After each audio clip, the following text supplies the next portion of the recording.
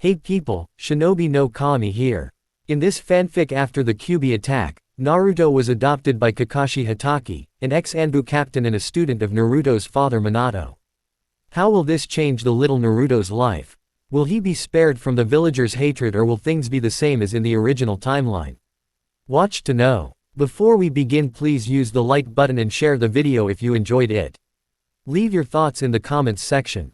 Now, let's roll the intro.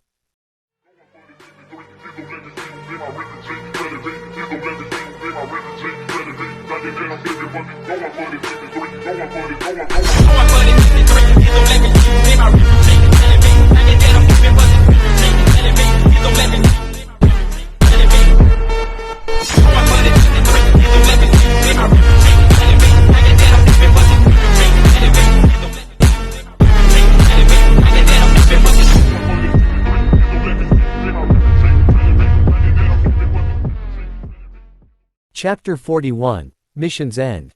After the Battle of the Bridge, the surviving men that Gato had hired were taken and placed into a storage building until the proper authorities could take them away for trial. After that and some clean-up, the entire village was celebrating. After Gato's death, it was like an entire weight had been lifted from all their lives. Being in constant fear and poverty had taken its toll on them all, and now they had an excuse to celebrate. All over the village people were laughing and having fun. They were still poor, but now with Gato out of the way they could start up their businesses again without giving Gato his cut, which was where most of their profits had gone to.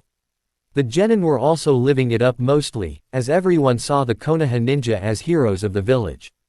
There was one ninja that wasn't celebrating however, and that was ZODIVK. He wasn't really a party type of guy and was sitting on the house of the bridge builder working on his blade.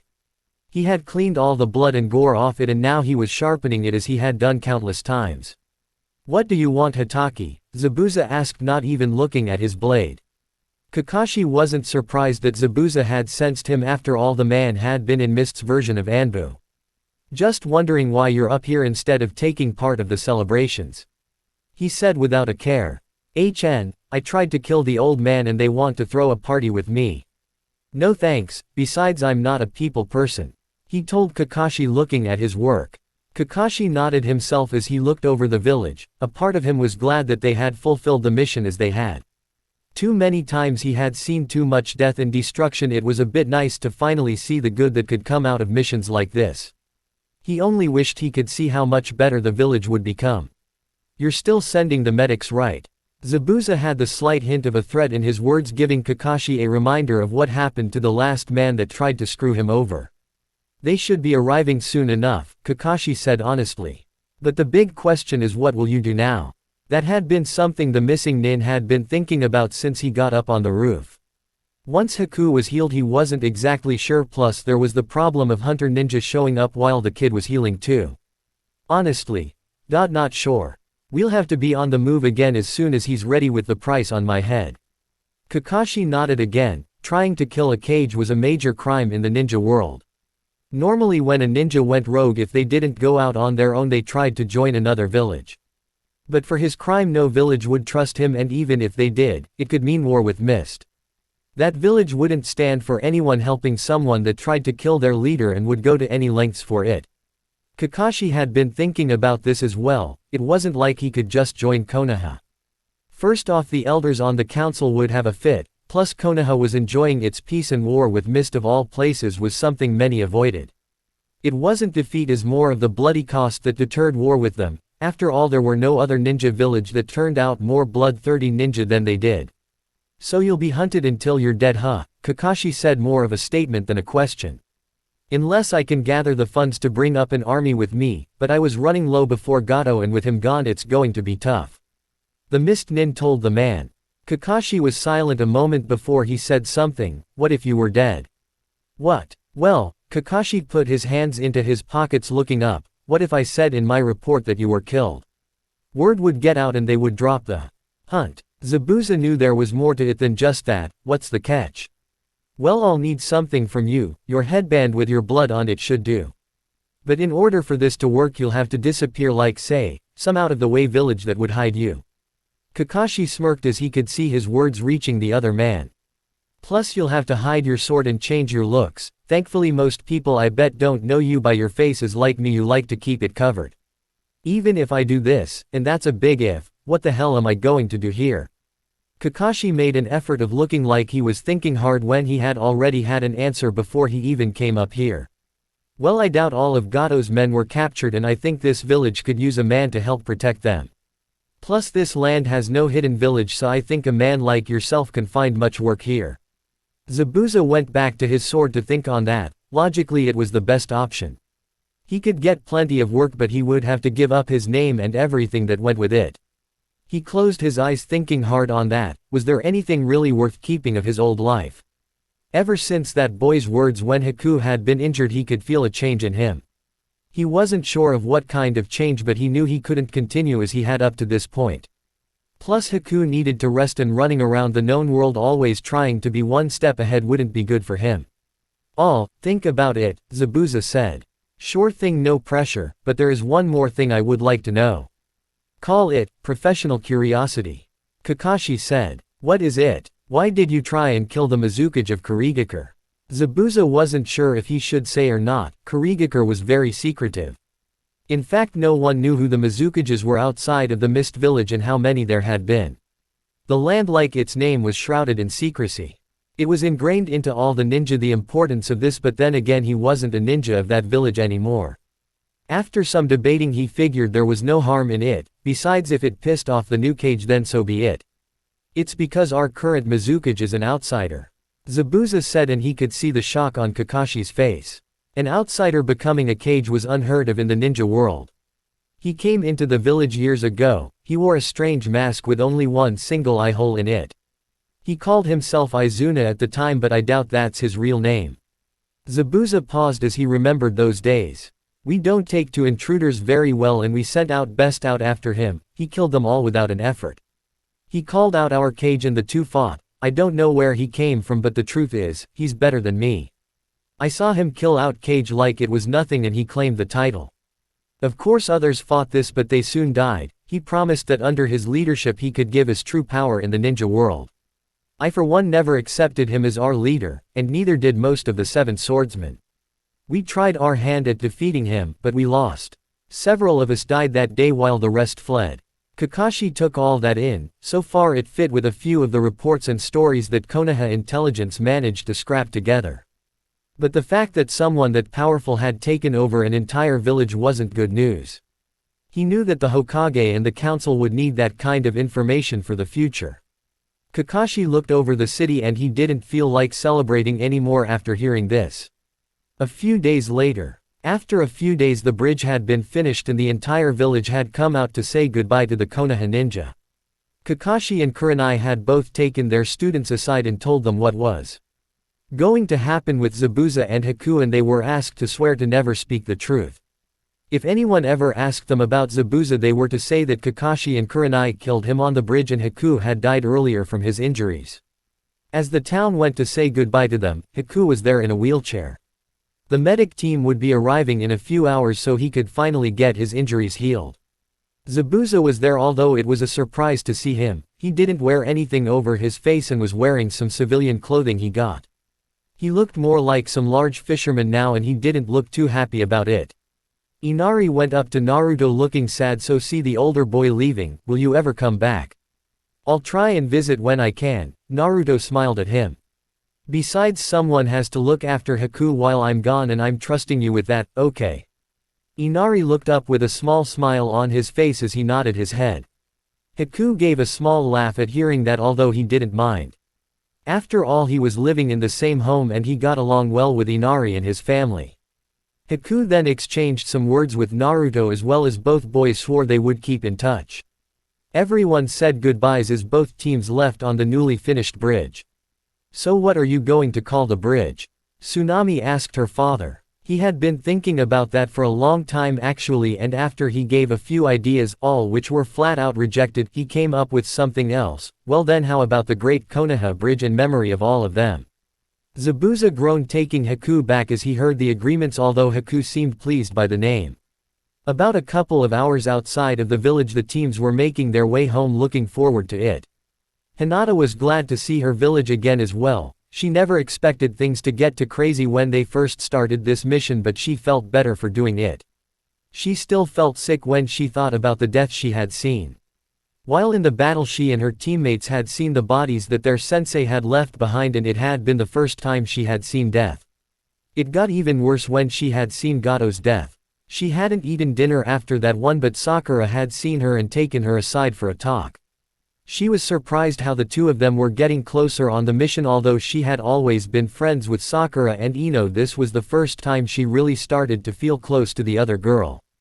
After some talking, she had felt a bit better after that. But now Hinata just wanted to see her family again, and she was wondering how things were while she was gone. She was so lost in thought she hadn't noticed something coming out of the bushes and started to follow her a bit. "Hey Hinata, looks like your old friend is back," Kiba said, getting everyone's attention. Hinata looked around, and there behind her was that same little white rabbit from before. Hinata was surprised to see the little rabbit again and knelt down. The rabbit took a few hesitant steps before sniffing her outstretched hands. She giggled, feeling it tickle her hand as she slowly reached out to pet the small animal. "I wonder what it's still doing out here," Sakura said, looking at it. "Well, it's a tame animal used for substitution," Kakashi said, remembering the animal from before. "He looks underfed," Hinata said as she noticed it looked thinner and the hair wasn't as nice as last time. "It's not used to the wild," Kurenai spoke up as she was surprised the animal was still alive. Normally a tame animal thrust into the wild was hunted down much more easily than one born in it. Hinata found some food and started to feed the small animal. Kurenai sighed as she noticed how Hinata was over the animal. She knew what was coming next, and she wasn't sure what to say to it. "Kurenai-sensei." Hinata started off, looking up with pleading eyes to the older woman. Kurenai wasn't sure she had the heart to say no to the girl. She thought of Hinata almost as family in a way. The girl was so pure and kind that it was hard not to like the small girl, and the fact that Hinata looked up to her only made it worse. "You'll have to ask your father, Kurenai said to her student. "I will," Hinata smiled at her. "So you're going to try and keep him?" Sakura said excitedly, looking at the cute little thing. "Why not?" Naruto smiled under his mask. "After all, Shino has his bugs and Kiba has Akamaru. So why can't Hinata-chan have an animal herself?" Hinata blushed a bit as she picked up the rabbit. He seemed lighter than before, and she was worried that any longer out in the foods and the animal might have died. Now she only had to worry about what to tell her father. It was a shorter trip this time. On their way back to Konoha, the kids were talking excitedly about all the things that had gone on in the mission. Kakashi was actually very proud of the way that they had handled during the mission, and from the way Kurenai looked, she was pleased as well. When they were a day out of Konoha, the weather took a huge turn as a small heat wave seemed to have shown up. It was usually hot in the fire country, as they never even got snow this far south, and days like this did happen now and then. By the time they reached the massive gates of their village, they all were sweating. "Man, I'm so glad to be home," Kiba said as he was carrying his large coat by this time, and Akamaru was sitting on his head panting. He looked to his two teammates. "How is it you two can keep your coats on in this heat anyway?" Shino just shrugged. "My family is very good at using our bugs to regulate body temperature." Which was true, as the bugs could be used for many different reasons, although another reason was because people tended to be freaked out by all the small flaps in the skin where the insects came out. Kiba looked to Hinata for her explanation as she blushed, holding her pet to her chest a bit closer. She was hot, but she also was very shy about her body and just didn't want to take it off. "Hey Dad, maybe we should hit the lake or river for some downtime." Naruto spoke up as his black vest is now in his backpack, leaving him only in his orange t-shirt. Kakashi nodded. "Sounds like a good idea so far to me." "Cool. But after we've all rested up and made our reports," Kakashi continued, leaving Naruto to hang his head in disappointment. He chuckled at how easy it was to toy with his son at times. Then he noticed the tired looks of the others. They all had walked a long distance over the strange heat that suddenly showed up, and so maybe he could give them the rest of the day off. "Well, how about you all go? I'm sure myself and Kurenai can make the report." That is, if she doesn't have anything against the idea. "No, I'm fine with that," Kurenai said to him. As everyone made their ways home, Hinata nervously went to the Hyuga compound. The rabbit was currently sleeping in her arms, and she was worried that her father might not let her keep him. Hinata made it to the front gates when one of the guards told her that she was to report to her father's study as soon as she got home to report on her mission. Hinata had hoped for a chance to hide her rabbit but looked like she might not be able to. She hoped that she could run into her sister or Neji, but as luck would have it she didn't see them, and her room was further away than her father's office and most likely someone would have told him that she was back. She knocked on his door and she heard him to come in. She nervously opened the door and walked in as her father was working on some documents. "So how did your mission go?" Hiyashi asked, not looking up at the moment. "It went very well, father. I learned a new skill and helped to defend a town from invading mercenaries." "That's good so far, and I would like a copy of the mission report from your sensei whenever she can," Hiyashi said as he then looked up. He kept his face neutral with the exception of one of his eyebrows going up slightly. "Hinata, what are you doing with that animal?" Hinata bit her lower lip. I found him. He was used for a replacement technique. I thought that I could take care of him. I'll take full responsibility, father, and I'll keep him out of the way." Hiyashi didn't really care for pets, mainly because his father had thought that he and his brother shouldn't have them as they were a distraction. But looking at his daughter and how far she was coming around, maybe she did deserve a chance. After all, he knew that his brother would say that they shouldn't treat their own children like their own father had and they should forge their own paths in parenthood. But he also didn't want to appear weak as well. Since his clan head, he always had people looking at his actions no matter how small at times. 1 month, he said finally after thinking on it. "You have 1 month to prove you can take care of this animal, and if you can't then you must get rid of it. You are also to pay for all the needs of your pet yourself as well."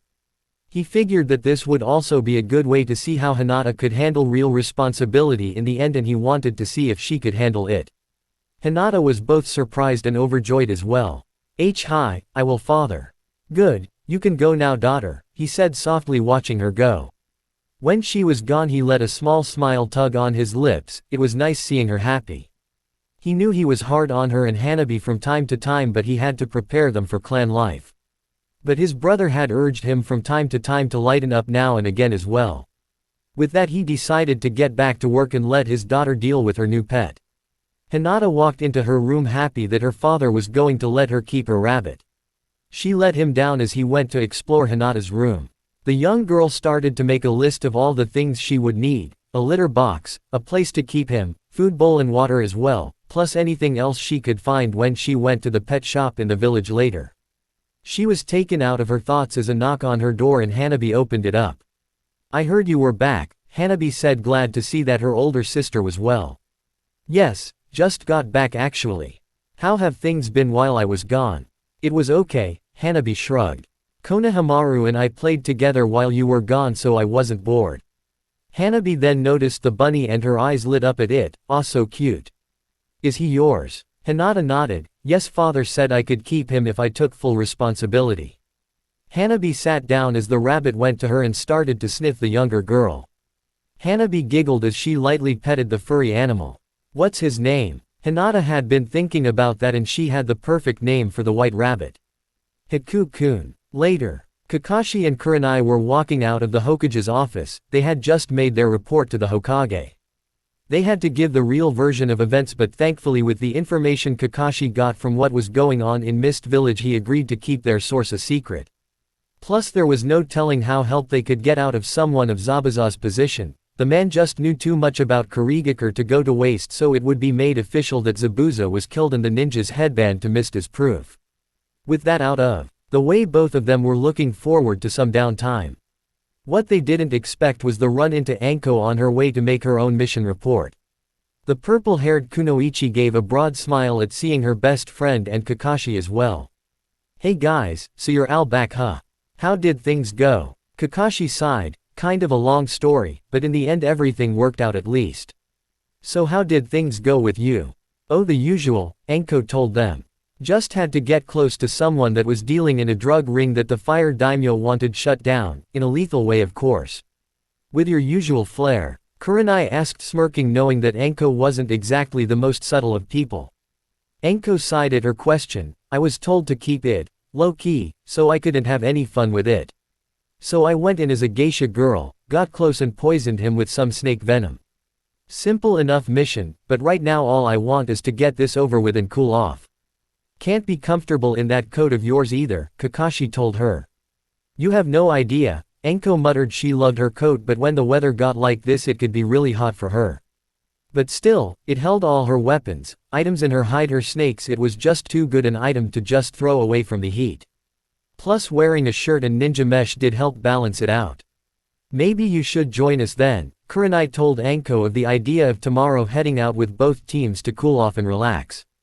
Kurenai was thinking of using her training grounds as it had a good water source for them all to use. Enko had to admit that it sounded great, plus there was another thing she could use. It would give her a chance to check out Kakashi in a swimsuit, and also she could use it to show herself off as well. She had this little number she had been saving for a special occasion. With this she could try and see if she could get Kakashi interested. She had been trying to think of a way to see if he could be, and this was the perfect chance. She also got another idea as well as she looked at her best friend. She knew that there was something with Kurenai and Asuma, so why not just help her friend out as well? You know, that's a good idea. In fact, why not we get the other brats in on this? I think Asuma's team is not doing anything, Enko said. I guess we could have them, Kakashi said before Kurenai could say anything. After all, Naruto is friends with them as well, so it's only fair. Good, then I'll see you all tomorrow, but now I got to report in. Enko smiled at them as she walked into the office. She couldn't wait until tomorrow and see how things went. Chapter 42, Waterside Fun. Yahoo! Naruto shouted out as he dashed off for the water. Kakashi could only chuckle as his son's antics as he watched him race to the water. Kakashi watched as the other two genin in his group also started running. Well, Naruto had challenged Sasuke to a race, and once again that boy refused to lose to Naruto, and Sakura just went along with it, not wanting to be left out. Kakashi reflected on how the morning went, after a very unwelcomed wake-up call from his son. Because the boy didn't want to be late, they were soon on their way to get the others. Both men were wearing their trademark masks, although while Naruto was in a bright pair of orange swim trunks, Kakashi opted for a black pair. He watched as the kids kicked off their sandals and threw aside towels and other items to gain more speed.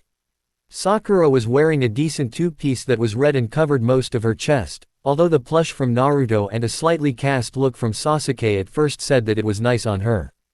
Kakashi wasn't really looking, as it wouldn't be proper, while Sasuke threw off a blue t-shirt as he dived into the water with white and blue trimmed trunks. By the looks of it, the boys might have tied in the race with Sakura just a fraction of a second behind.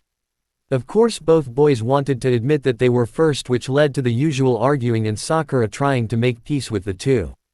Kakashi sighed, some things just never change. Damn, they beat us. Kakashi turned his head to see Team 8 was on their way. Kiba, who had spoken out, was already in gray trunks putting down his stuff with Akamaru jumping off the boy's head. He noticed Kurenai was in a white one-piece with a sash around her waist. Although not as skimpy as he knew Azuma would like, the woman's figure made up for it. Kakashi mentally chuckled when Azuma got a look at her. He knew the man might have a thing for the red-eye genjutsu mistress. His gaze went to Hinata, who, although he could tell she was wearing something, the girl was still wearing her coat. She looked a little embarrassed and noticed another Hyuga with them, he recognized as Hanabi. Apparently Hinata hadn't wanted to leave her little sister out of the fun. Then he noticed Shino. He was wearing shorts but still had on his coat. Kakashi gave Kurenai a questioning look and she just sighed and shrugged her shoulders. Kurenai had tried to convince him to join in, but apparently Shino and his family never really liked water all that much. Apparently it had something to do with their insects getting wet. Although he had learned water walking, Shino actually couldn't swim. So how are things? Kakashi asked. Well enough, Kurenai said to him. Enko said she was coming but is running late. I also Guy might be showing up as well. Kakashi cringed as he really hoped Guy would tone it down. The one time the Jonin all got time off at a place with swimming, he showed up in a black swimming thong. The sight alone gave him and many others horrible nightmares, and he was banned from ever showing up in that in public again. That would be my fault, Hinata said looking down. I told Neji Nisan and he told Tenten, who told Lee, who told Guy Sensei. Well, it's not a problem, besides it's not often all the teams get time off anyway. Kakashi smiled at her. So I see we're not late.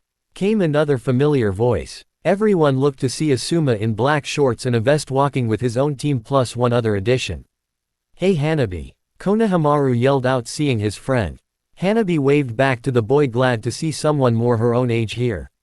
Asuma chuckled, "Hope you don't mind that I brought my nephew." Once he heard what was going on he demanded to come.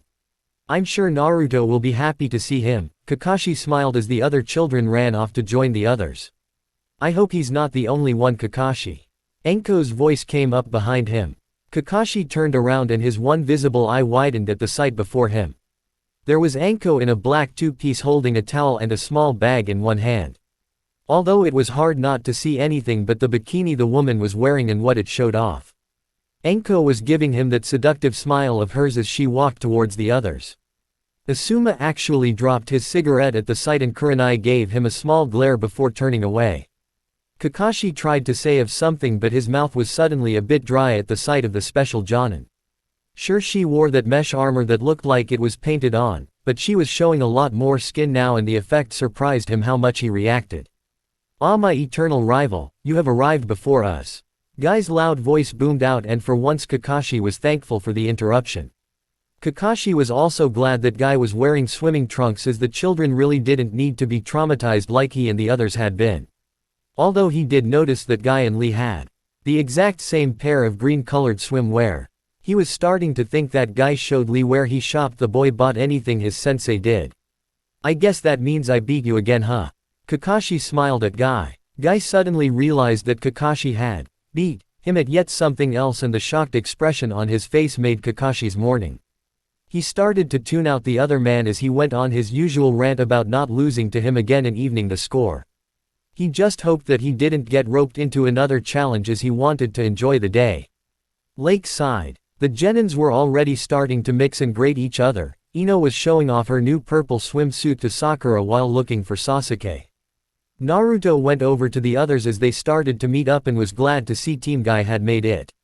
"Naruto-kun, I'm very glad to see you in fine shape and I hope you don't mind me and my teammates joining you in this most youthful of days," Lee said to him. Naruto shrugged, "Hey, I'm glad you guys could show up, it will be more fun this way."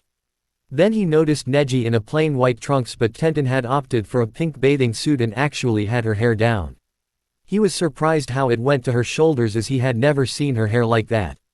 He got a grin as this was the perfect way to push Neji's buttons again. "Hey Tenten, that's a really great swimsuit you got on and I like your hair down like that. You should do it more often, it looks pretty that way." Naruto smiled at her. Tenten couldn't help a small blush. It was always nice how Naruto complimented her as she never got any at all. Many just saw her as a tomboy and there was nothing bad with that, but she was a girl too, damn it, and sometimes she wanted to feel pretty, although she would never admit that out loud even under torture. "Thanks Naruto, it's nice to see someone appreciates it, but I prefer my hair in puns while working. It keeps it out of the way and less chance of someone grabbing my hair," Tenten told him. Neji once again clenched his jaws in irritation. He really wished he wouldn't get upset whenever Naruto paid attention like that to Tenten. She was his friend and teammate, but something about the way Naruto openly flirted and Tenten accepting it just rubbed him the wrong way. "Hey, who are you guys?" Choji asked as he and his team walked up to the others. "Oh right, you guys haven't met yet. Well Neji, I think you met at my last birthday party, but this is my uncle Guy's team. This is Tenten and Lee," Naruto said, introducing them and vice versa. "Oh man, it's so nice to meet another girl," Ino said going over to Tenten. "I swear it's like the ninja population is something like 5 men to every woman." Tenten giggled at that. "Yeah I know, which makes it harder honest because we have to prove ourselves more, huh?" "Totally," Ino smirked, taking a liking to the slightly older girl. "Well, I think I'm going to go join Shino," Shikamaru sighed as he went to lay on the grass and enjoy some cloud watching. "Well, let's go then," Konohamaru yelled out after introductions were taken care of as he and Hanabi ran to the water. "Hinata, you're not going to swim with that coat, are you?" Ino asked, seeing the short-haired girl blush a bit. "Come on, you'll have to take it off to swim." "Oh okay," Hinata said softly as she took her coat off. She was very shy about her body and she never did feel she was as pretty as the other girls. In fact, she had worn this coat for a few years even before puberty kicked in. As she took it off revealing a blue one-piece suit, she noticed Ino looking at her strangely. What? Hinata asked the blonde. When the hell did you get curves? Ino blurted out. She had never seen the other girl like this and just figured that Hinata wore baggy clothing. Because the other girl hadn't really grown into a more feminine look. But apparently Hinata had been keeping secret that she had done some growing up. Ino had to admit that she was comparing her figure with Hinata's. I don't see why you're hiding all of that, man. If you showed off more I bet the boys at the academy would have been asking you out. Ino smirked, seeing her blush at that. Really? Hinata never thought she could turn heads, she always thought she was pretty plain. Yeah, you just need more confidence. Ino smiled at her and then took the white girl by her shoulders, leading her to the small lake. Here, let me help. Hey guys. Hinata suddenly found all eyes on her as she felt very embarrassed being the center of attention. What the, is that Hinata? Kiba then whistled as he was next to Sasuke, Lee and Naruto as they were getting ready for a race on the water. Damn, she sure developed. What the hell does that mean? Naruto shouted at him. Oh come on, look at her, you'd never know that she had a figure like the other girls with all that clothing on. Kiba smirked and then got a punch to the gut from Naruto. Don't talk about her like that, you idiot. Naruto didn't like the way Kiba had said that, and the whistle just pissed him off for some reason. Kiba however took offense to being punched and tackled Naruto into the water as the boys wrestled about. Should we not do something? Lee asked Sasuke. Nah, let them go at it. They'll get tired and forget all about it in about 10 minutes. He said as he noticed Ino was making her way over to him. He sighed as the blonde harpy was making her way. She was just way too clingy and apparently didn't get that he wasn't interested. At least Sakura had gotten the message and stopped annoying him and was concentrating on her ninja skills. Didn't these girls know that the only girls he could be considered interesting were ones he could respect? He cast a look at that Tenten girl and had to admit she was what a kunoichi was supposed to be. He noticed that the Hyuga boy seemed close to her but nothing that indicated they were dating. Maybe he could use this to get to know the girl more, that is if he could slip away from Ino long enough. On the grass, with the adults looking over the kids, they felt time to actually relax.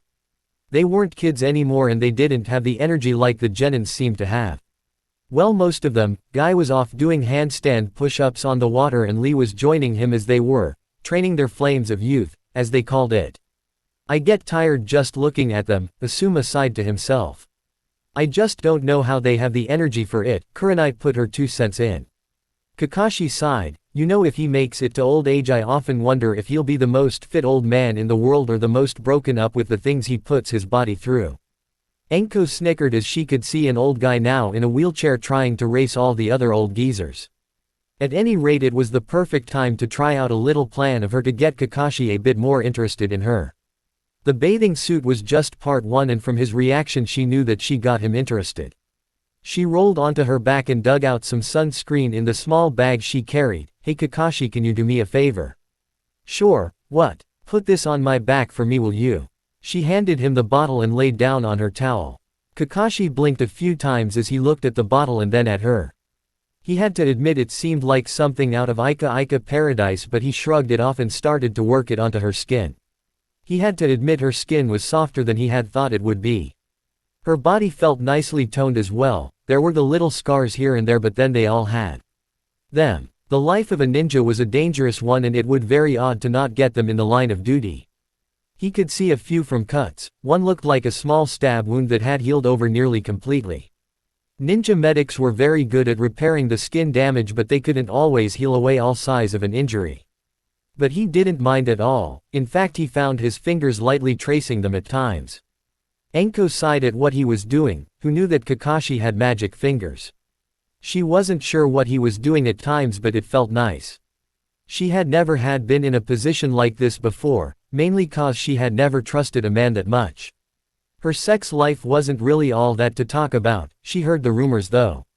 She was a wild one in the sack. She had whips and chains in her bedroom and all kinds of very kinky things. But the truth was she only had sex a few times, mainly it was just a stress relief and only one-night stands.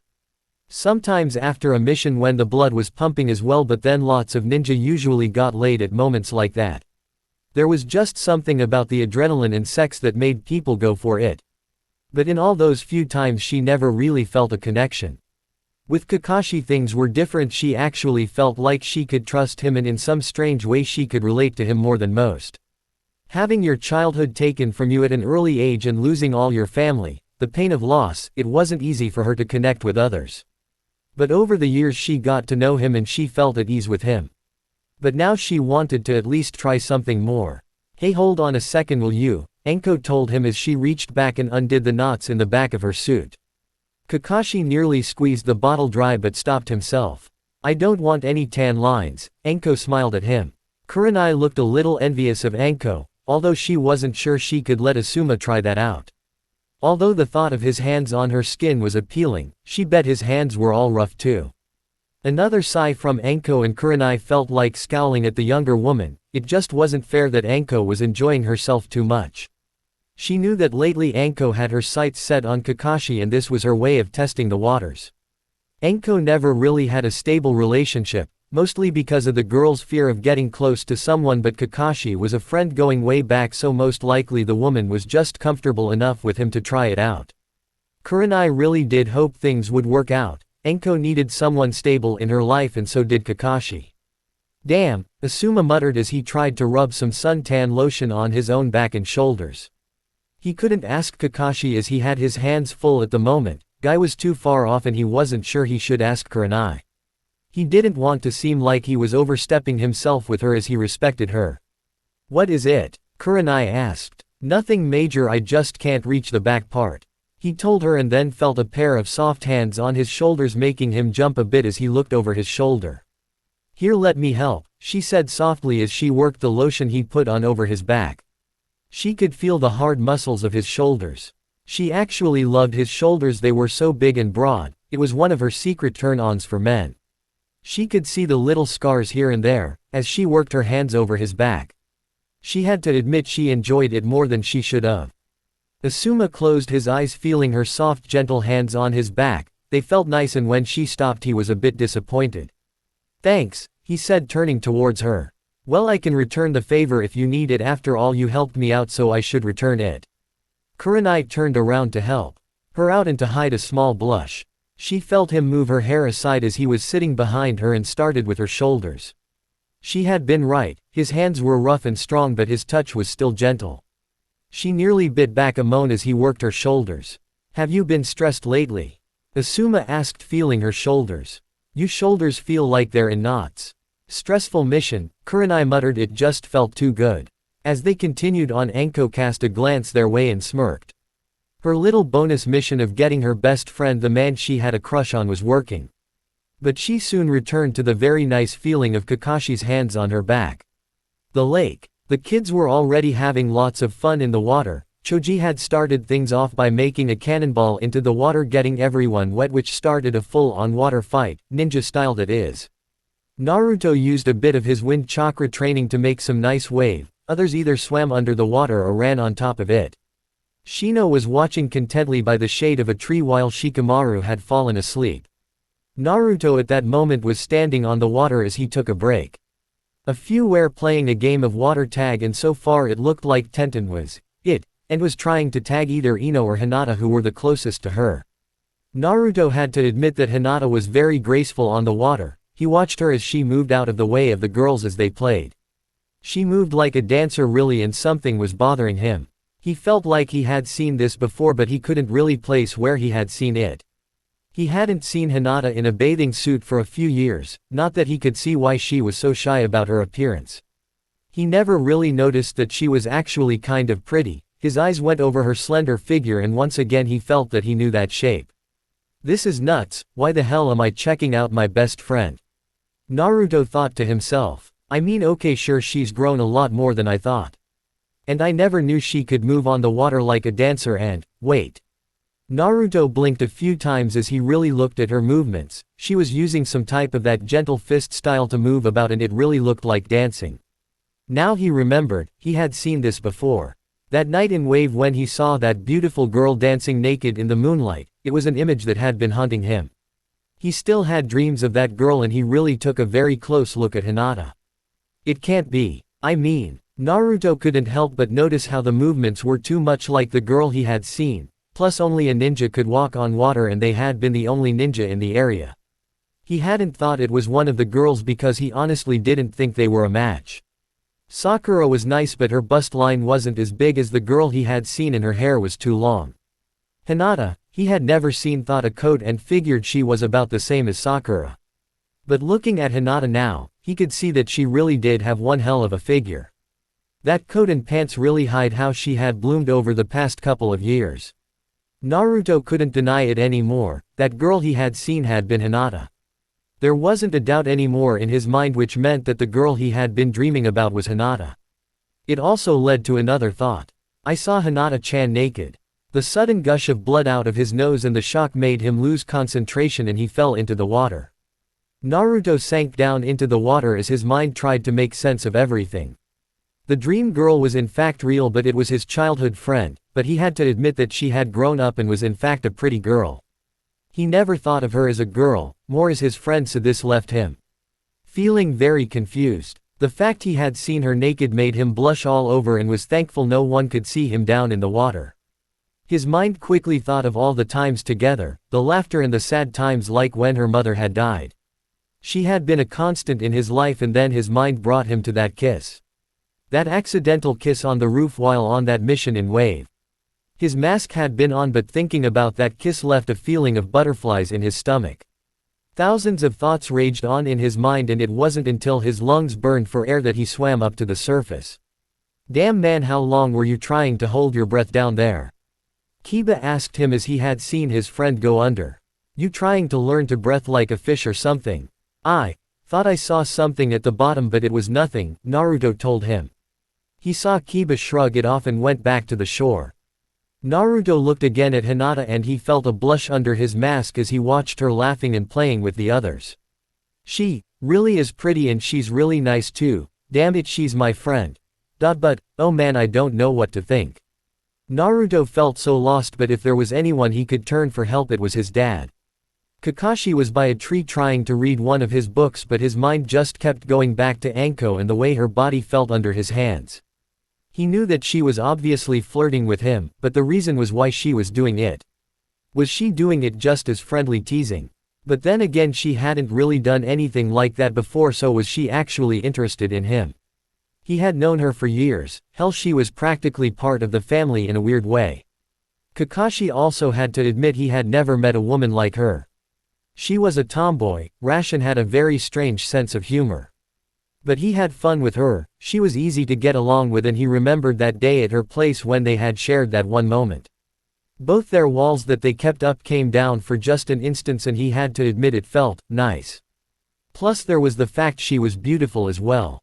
He wasn't blind to that, especially in that little red number she was wearing. Her skin was so soft and warm that he didn't want to stop when she asked him to put on the suntan lotion. But would it be right to start something with her? What if things went wrong? Could they end up hating each other? And then what of Naruto? The kid loved her, that much was certain, and he knew that Anko felt the same about Naruto. To them they were like true family and he didn't want to break it up. While he was thinking on what to do, it took him a moment to notice his son walking towards him. Kakashi focused his attention on him as Naruto didn't look like his normal self. In fact, the boy looked like something was bothering him. Hey dad, can I ask you something? The tone that Naruto used told him this was serious, so Kakashi put his book down as he sat down. He patted the spot next to him and Naruto silently sat down next to his adopted father. So what's on your mind? Kakashi asked him. Well, I'm not sure what to do about something. Naruto wasn't sure how to even start about his problem, so he'd just wing it. You see, I think I'm starting to like a girl, but the problem was that she's a friend. You mean like how you had a crush on Sakura for a bit? It's different this time, Naruto said in his defense. I mean, with Sakura maybe it was just a crush, but we've become good friends since she's into Sasuke. But the thing is, it's harder this time. This time she's been a very good friend for a long time and I'm scared I might screw that up. I mean, she's been there for so long, and what if I ask her out and she gets weirded out by it? Can it be that he's finally noticed? Hinata, Kakashi thought to himself, surprised. It wasn't hard for him to figure out who he was talking about since Hinata was his oldest friend, plus he caught Naruto looking in the direction of Hinata just now for a split second. He mentally chuckled to himself at this turn of events. Everyone knew that Hinata had it bad for Naruto, with the exception of Naruto. The only reason he had stayed out of it was that he didn't want to meddle, but maybe a little push wouldn't hurt. "Well son, how do you know she doesn't like you back?" Kakashi asked him. "Do you see any signs?" "Signs? Usually the girls in your books just throw themselves at the guys or say what they are thinking," Naruto said at him. Kakashi's sweat dropped. He really should have given him more talks about girls. Jiraiya may write great novels, but women rarely just up and admitted things, at least it wasn't normally done. The thing with Anko earlier was a prime example. Well, things don't work out like that in real life, at least not all the time, he started to explain to Naruto. You see, some girls are actually very shy about certain things. Tell me, does she blush a lot or even faints around you? If that doesn't clue him in, then I don't know what will, Kakashi mentally sighed. Naruto thought about it. Hinata did blush a lot when he was around. Plus she did seem to faint, and Kiba once said to him that she only seemed to do it around him. She had fainted when he had accidentally kissed her, so does that mean that Hinata likes me? Naruto never thought that his best friend would feel like that. He wasn't sure, but if his dad was right, then that meant that Hinata actually liked him. Kakashi saw Naruto was thinking about it, so he had a few more words for him. Listen, I can't tell you what you want to do in this, it's your life. But just think about this for a moment. Do you have fun with this girl? When you're with her, do you feel more at ease and comfortable with her? Kakashi look slowly traveled to Anko, who was talking with Kurenai about something. Does it seem that she's someone that you might actually like to date? Someone that you feel can understand you and even accept anything about you? Naruto thought about that. Hinata did all of that and more. He thought about what it would be like to date her, and it just felt nice inside. Thanks Dad, I think I know what to do now. Naruto smiled as he got up to join the others. I think I do too, Kakashi said, looking at Anko laugh with Kurenai. Later that day. It was hours later when it was time to get back. Everyone had a good time as everyone made their own ways home. Although Naruto asked to walk the Hyuga girls home, while Kakashi was okay with it as he moved off to Anko. Anko gave a curious look as Kakashi walked up beside her.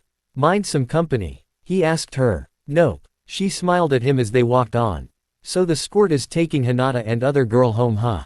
Kakashi nodded. I think he's going to try and ask her out. About damn time, Anko sighed as she saw how the young girl was smitten with Naruto. It also got me thinking as well, Kakashi said as if he was thinking out loud. I haven't been on a date in years. Oh. Anko smirked. Got anyone in mind? Yeah. You think Kurenai would be up for it? Anko face faulted at that and turned her full fury on Kakashi. If that bastard got to look at her and touch her and went after Kurenai, she was going to kick his ass. What did you say? Kakashi only chuckled. Just kidding. I know she would say no, and Asuma wouldn't talk to me again if I did. Anko crossed her arms and turned away from him. You know, you're kind of cute angry, Kakashi said, walking up ahead, leaving a stunned Anko behind him. It only took a moment for her to get over it and caught up to him. What did you say? I said I thought you were cute angry. Kakashi smiled at her. Anko felt a small blush but fought it back. She wouldn't act like some teenager, even though the sound of him saying she was cute made her feel giddy in her stomach. So what? Kakashi asked. Anko was losing her patience. You going to ask me out or what? Alright, tomorrow sound good for you? He asked. Yeah, and you better not wear ninja clothing, for all the teasing you're taking me out in style, Hitaki. Anko said to him, holding her head up high. She wasn't letting him get off easy for teasing her like that. Kakashi only chuckled. Maybe this was going to be more fun than he thought. While that was going on, several blocks away, Naruto was walking the Hyuga girls. Hanabi was very lively as she wanted to do something like that again sometime soon. Hinata smiled at seeing how happy her little sister was. She cast a look to Naruto, who seemed to be thinking about something, but whatever it was she wasn't sure. She wanted to ask him, but she didn't want to disturb whatever it was he was thinking of. At any rate, they soon arrived at the main Hyuga gate. Hey Hinata-chan, can I talk to you for a second? Naruto said, slightly nervous. Okay, Hanabi, why don't you check on Haku-kun for me? Hinata asked, and her sister gave a curious look at them but nodded. Haku-kun? Naruto asked, confused. The rabbit, Hinata told him. Oh okay. Hey, I should tell Haku that in the letter I plan on writing to him. I bet he'll like that. Naruto smiled at her and then he scratched the back of his head nervously. Hinata-chan, I was wondering if you were doing anything tomorrow afternoon. No, why? Well, I was wondering if you wanted to go out tomorrow, with me.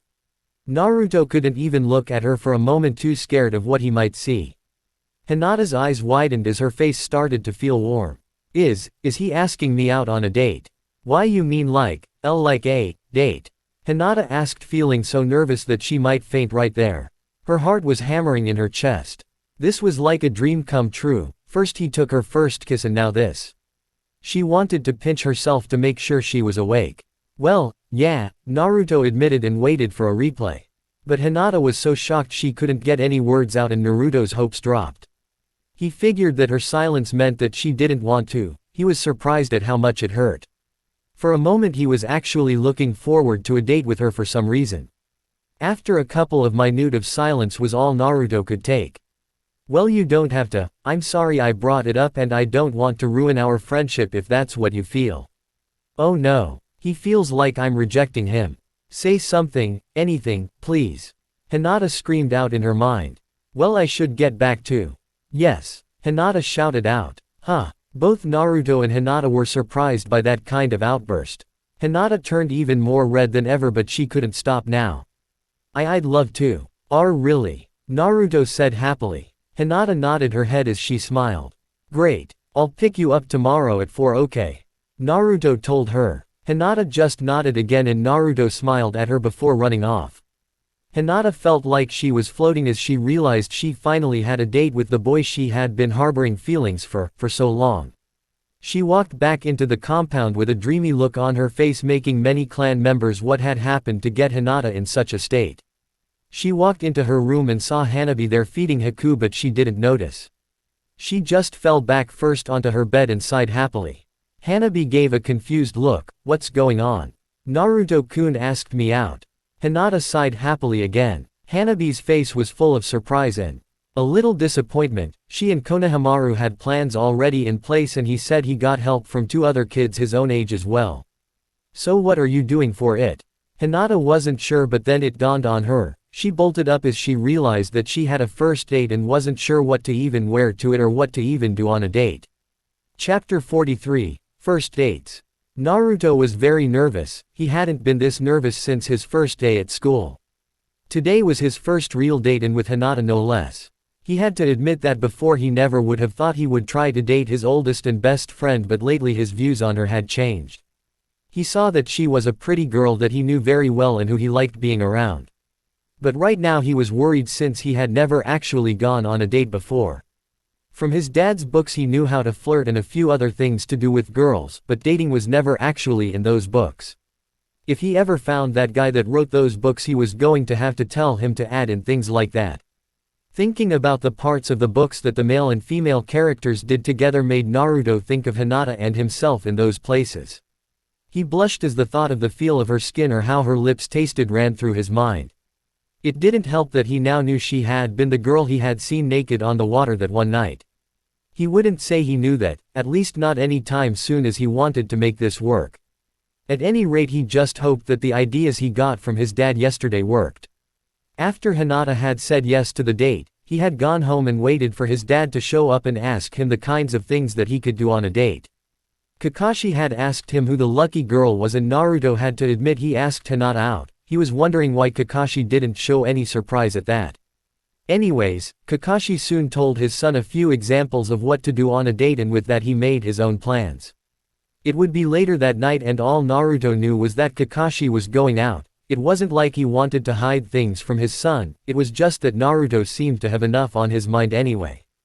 Across the village, Hinata was more nervous than she could ever remember being. She had spent all morning trying to figure out what to wear for her first ever date and what she should do during it. She sighed at the fact she didn't have much in the way of clothing for dates. She should have to go to her friends for help soon as well after this date for more advice. Plus Ino and Sakura were good with fashion so they could help her pick out new clothing, but right now she was worried with what she just had. She didn't want to look too fancy if they were going to a normal place like the ramen bar, but she didn't want to wear her usual clothing in case they went somewhere special. She also had to take in the heat that was still around, and after a lot of debating she went with her choice. Mainly it was a skirt she wore in the summer months, but it was warm enough for it. Also she wore a short sleeve shirt and one of her jackets. This jacket was less bulky than her normal one as the arms were gone. At this time she wished her mother was still alive at this point. She really could have used her advice for this. She looked at the picture she had of her mother that she always kept in sight. Hinata picked it up and looked at her mother. She still remembered her as a beautiful woman that was always kind. Her heart ached for her mother's touch just once more, but she knew that wasn't possible. As she continued to get ready, her date was unknowingly to her, coming to the front gate. Naruto had already managed to get into the Hyuga compound without trouble as usual. A branch family member was already making his way to inform Hinata that Naruto was here to see her while he waited. He wasn't sure if Hinata was ready, so he was glad for the wait. He was waiting out in the open just outside the main household. Unfortunately, it was just his luck that Neji happened to wander near him. He saw the familiar masked blonde, but he took note of the clothing he was wearing. It was different than his normal clothing and had to wonder what was going on. He walked up behind Naruto, who was so focused that he didn't hear Neji. "Naruto, I wasn't aware you would be showing up today," Neji said to him, and took a bit of pleasure at how the blonde had jumped from being startled. "Damn it, don't sneak up on me like that," Naruto shouted at him. "My apologies," he said, although on the inside he was smiling. A little payback now and then against the blonde boy was very enjoyable.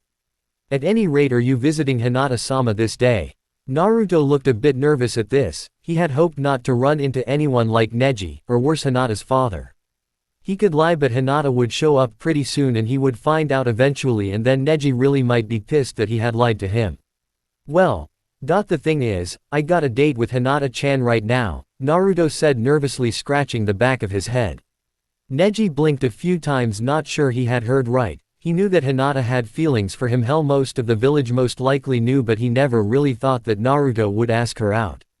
First off was that as a main branch member and heir, Hinata would be expected to be courted by other members of the main house, and Naruto being an outsider would complicate things. But then again, Hinata would be happy and Neji did care about his cousin's happiness. That being said, he walked right up to Naruto's face as the masked ninja looked up in surprise at the taller boy. "Naruto, because I know you and because of Hinata's feelings I should warn you," Neji told him in a voice that had a hidden threat to it. "You will treat Hinata-sama well on this, but if you ever hurt her then you will have to deal with me." Naruto gulped and nodded. He knew the kind of damage Neji could do with his gentle fist style, and although he always wanted a match with him, the kind of look he was giving Naruto at the moment made him rethink that, as he didn't want to have to fight Neji when he was really pissed. Neji pulled back a bit. "On the other hand, I do wish you both well." Naruto was surprised when the boy walked off, but then the older boy stopped. "Also, I hope you stop flirting with other girls as well." "Oh yeah, no problem," Naruto told him. Neji smirked, although Naruto couldn't see it. Now it meant that Neji didn't have to listen to Naruto flirting with Tenten anymore. It really bothered him when Naruto did that, even if he never admitted to the real reasons behind it. But Hinata had been aching for this, so he wouldn't do anything to interfere with it, for now at least. Naruto's sweat dropped as he watched Neji leave. If this was the kind of thing he could expect from Hinata's cousin, he dreaded when Hinata's father found out. It was 5 minutes of waiting before he looked up to see Hinata making her way towards him. He looked at her clothing and was glad she wasn't too dressed up. He wanted this to be a nice simple date, as he didn't have enough time to really plan things out. Hello Naruto-kun." Hinata blushed a bit as usual. "Hey Hinata-chan, you look nice." He smiled at her and noticed the blush increase a bit. Now that he figured out why she blushed, he had to admit she looked really cute blushing like this. "Well then, want to start things off?" Hinata nodded as she quickly walked up next to him as they made their way out of the compound. Little did they know that they weren't alone, as in the bushes 4 pairs of eyes locked onto them. Hanabi had gone over to Konohamaru's home and told him the news, and he had suggested that they spy on them and see how things went. Hanabi liked the idea and they had been waiting for Naruto to show up. As soon as Hanabi saw them get enough of a head start, they both snuck quietly as they could behind them. The 2 young teens walked and talked. Well, Naruto mostly talked as Hinata listened as usual. It wasn't really any different than they normally hung out, but instead of the ramen stand for lunch he took her to a nice outdoor place. It had a nice view of the park as well as she had fond memories of that park. That's where we first met, Naruto said looking out to a spot in the park. I remember you hiding behind your mom when you first saw me. Naruto-kun, Hinata said embarrassed because of that, although it was a happy memory for her the day she met her first friend. Remember that spot we used to play hide and seek by the bushes? He asked her and she nodded. We got so dirty that one time both our parents had to take us home to get a bath.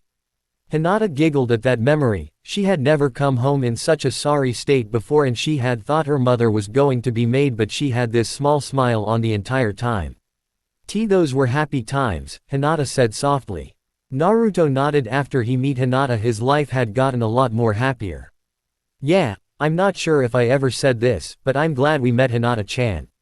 Hinata blushed as she smiled. I'm glad we met as well. Across the street Hanabi and Konohamaru were spying on them.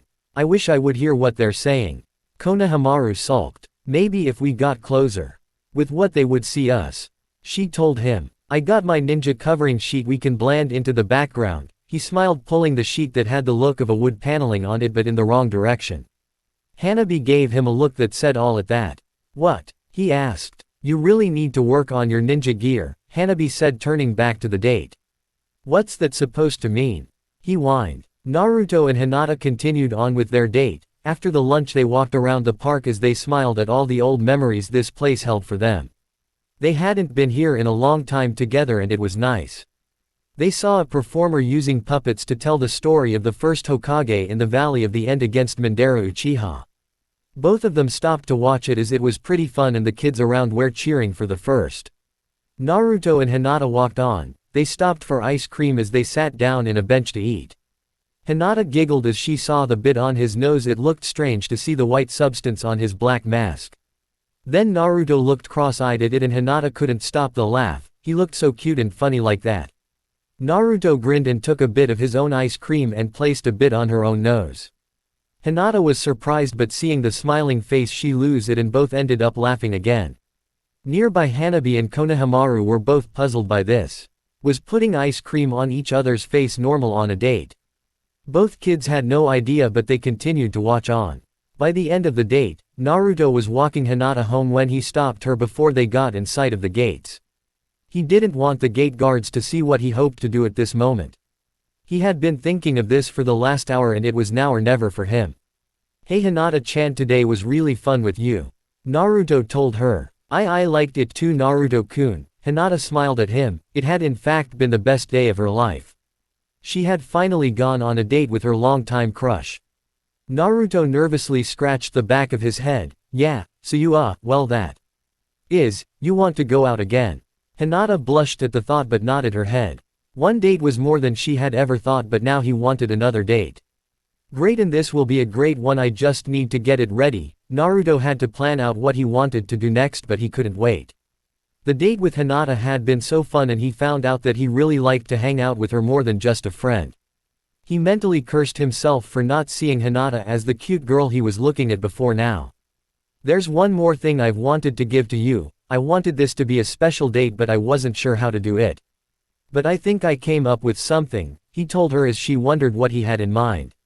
Then to her surprise he pulled down his mask and she could see that cute face with the whisker marks on them. She always thought the marks made him look so cute and always wanted to touch the marks. Then she blushed as he started to lean in closer to her as her eyes widened and her pulse rate went up.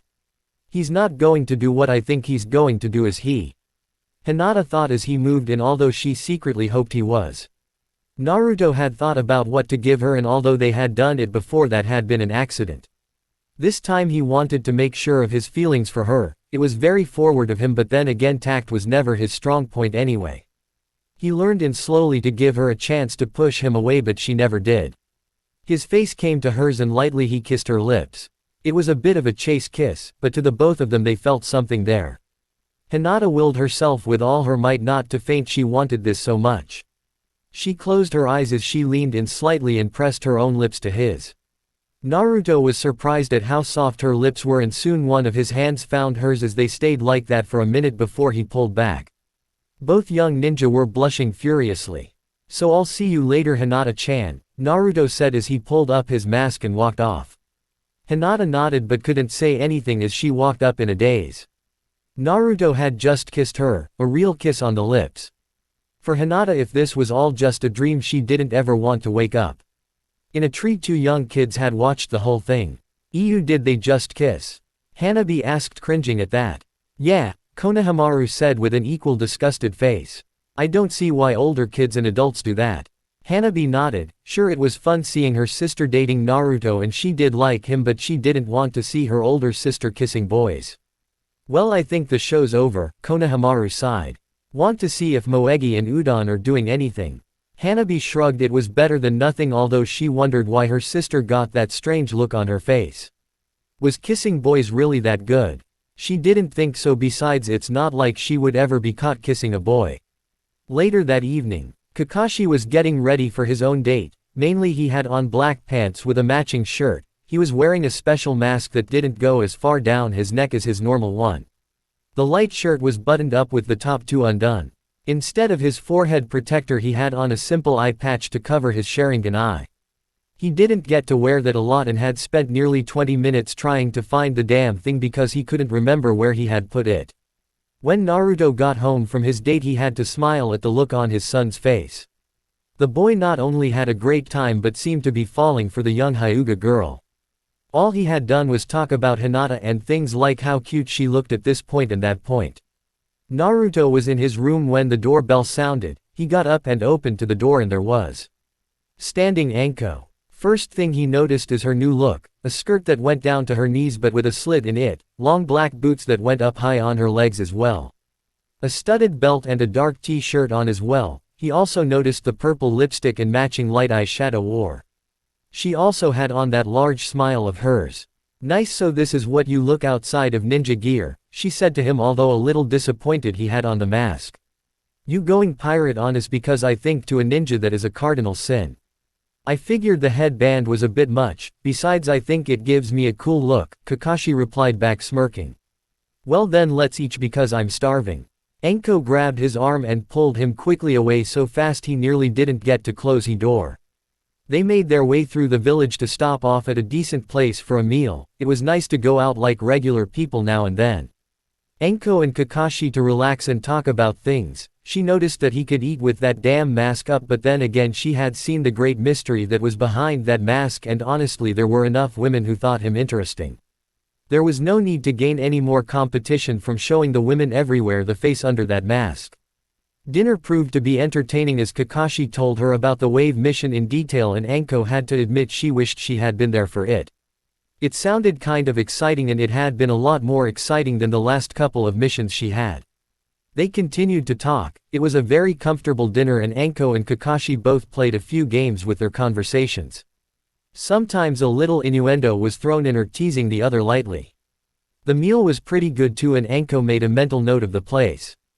After that the two of them left to go out walking. It was night by the time they left and they had no real destination in mind. They were both just very comfortable with each other at the moment that they didn't really care. "Oh, I heard of this from some of the others," Anko said as her eyes lit up. She was looking at a bar that they were passing. "It's a great hangout after work and it's open late, plus I hear the drinks aren't so bad and aren't watered down." Kakashi thought about it and figured they should give it a try. As they entered, the place had some low lighting and there seemed to be a main level and another that was slightly higher up off the ground. The higher area had tables and booths and looked to be for small meals and drinking were done. There was a bar at the end of the place against the wall. Kakashi also noticed there were also a few gaming tables. Mainly pool, it would seem. On the walls he noticed target boards. A couple looked like it was for darts, but two others were slightly larger without the metal framework. He noticed kunai and shuriken in holders near it. It was a variation on the game of darts, only this was more suited for ninja or those that pretended to be at least. "Come on, let's get a drink and then we can have some fun," Anko smirked at him. After getting a bottle of sake with a couple of drinking glasses, they started off with the pool table. Kakashi and Anko were both very competitive people, although Anko was more of a sore loser when she lost the first game. She also had to admit that with his one eye covered, Kakashi really compensated well for no depth perception. At one point Anko had a very tough shot and wasn't sure how to get it. She tried to lay on the table to get a better shot off.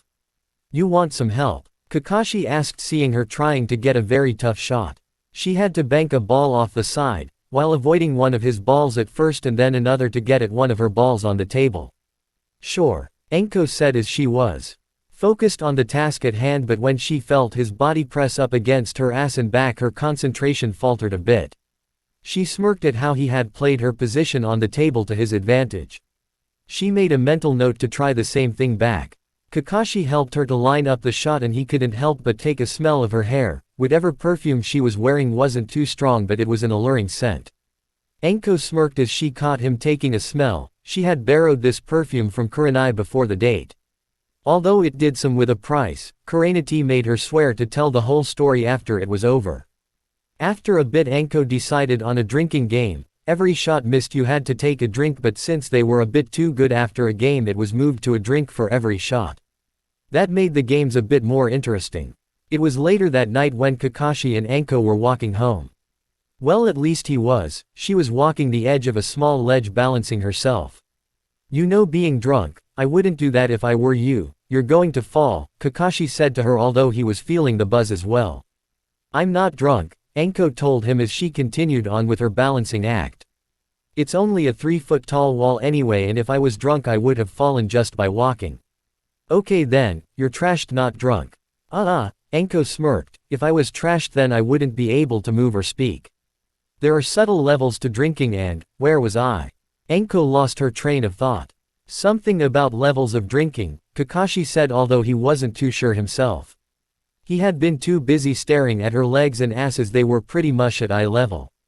"Oh right," Anko started up again. "Drunk is that you had a good time. Trashed is going on a binge. Wasted is that you're passed out cold. Buzzed is only after a couple of drinks. So I'm somewhere just after buzzed." To prove her point she jumped off the small wall with a slight flip and landed. She had a little stumble, but she didn't fall down as she caught herself quickly. Kakashi had to admit she had great balance to pull that off after a few drinks. He stared to give a light applause and she gave a theatrical bow to him, grinning.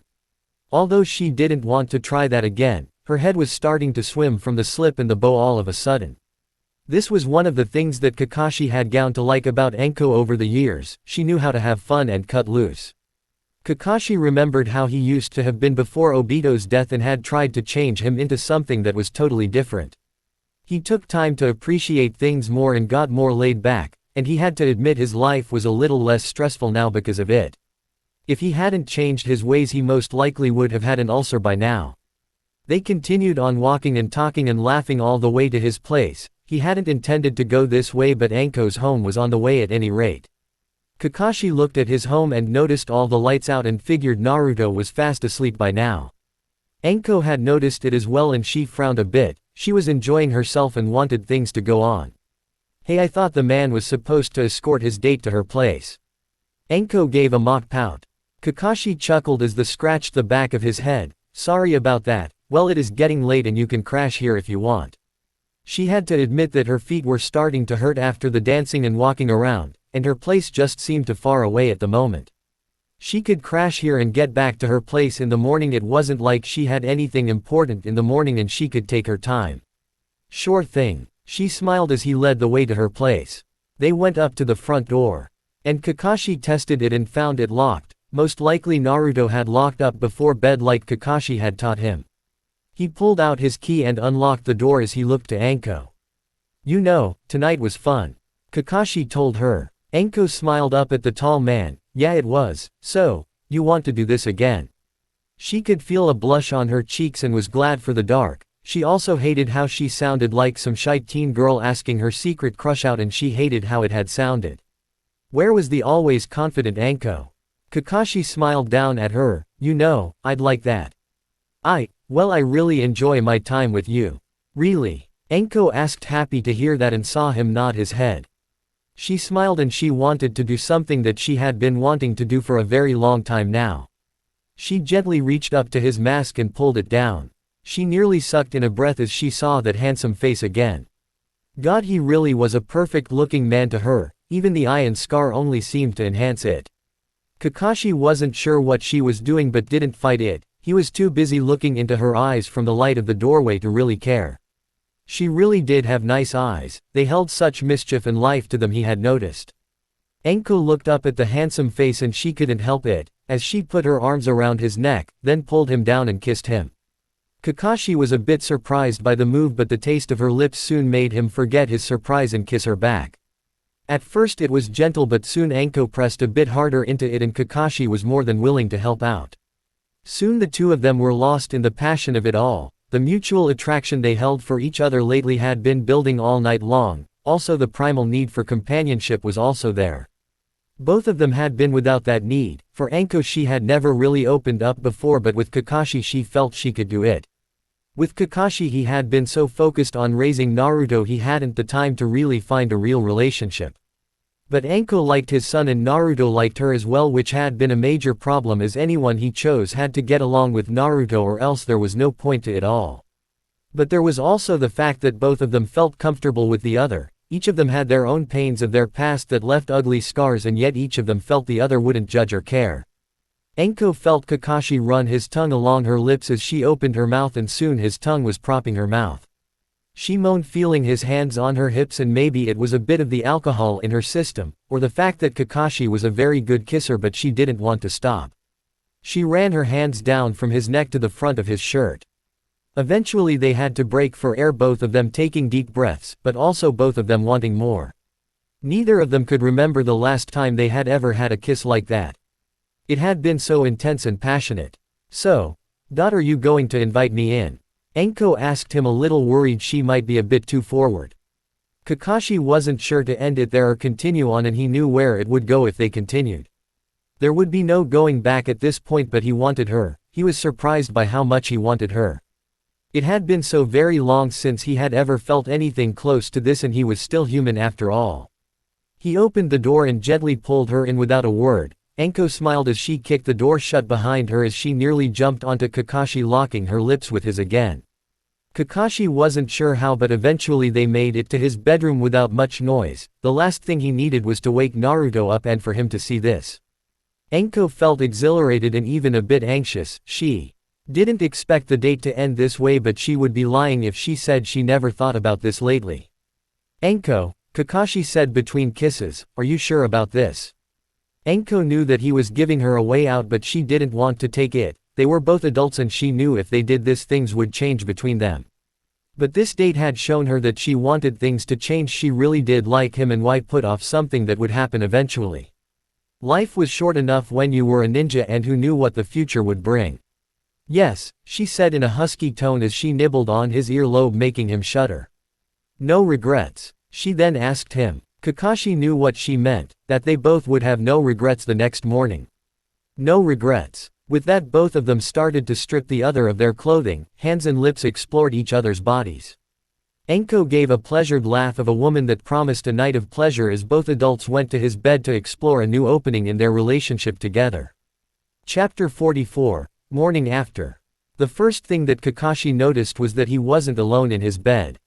He was on his back and felt the warmth of a body pressed up against his, and looked down and he couldn't help but smile. There was Enko sleeping snuggled up to him and using his shoulder to sleep on. He remembered last night and couldn't stop his smile getting larger. Last night had been the best night he had in a long time. The date had been very nice, and then last night's activities was more enjoyable than he thought. He looked to see her hair was down for once and how it framed her face. She looked a lot better with her hair down like this. With his free hand he drew it up and slowly moved aside a strand of hair in her face. She looked so much peaceful asleep, and he didn't want to wake her, so he just looked at her, memorizing her face at this moment. She sighed as she tried to snuggle closer to him, making him smirk. She was totally different in this moment.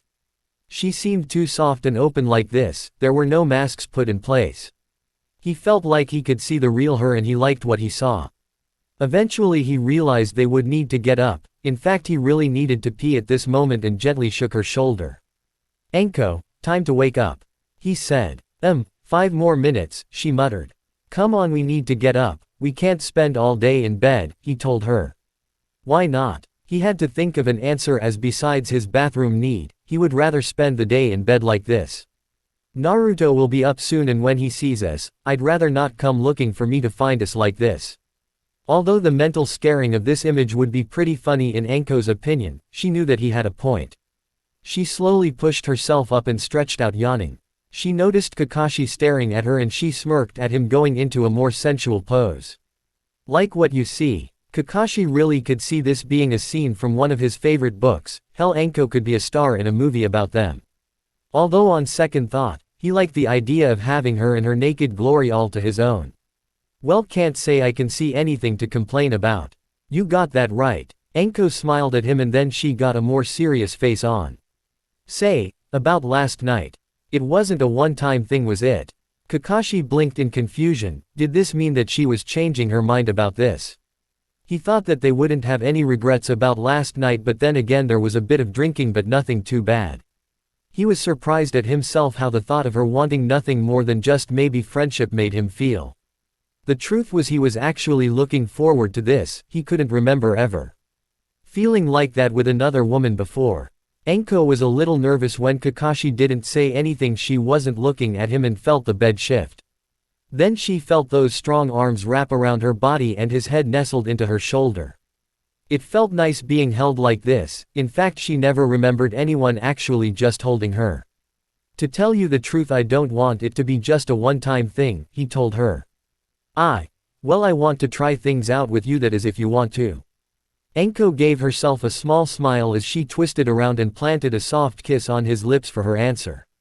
Naruto. Naruto wasn't sure where he was. It was night and he looked around as he seemed to be in a wooded area, but he didn't know it. He wasn't sure how long he had been walking, but he just walked on.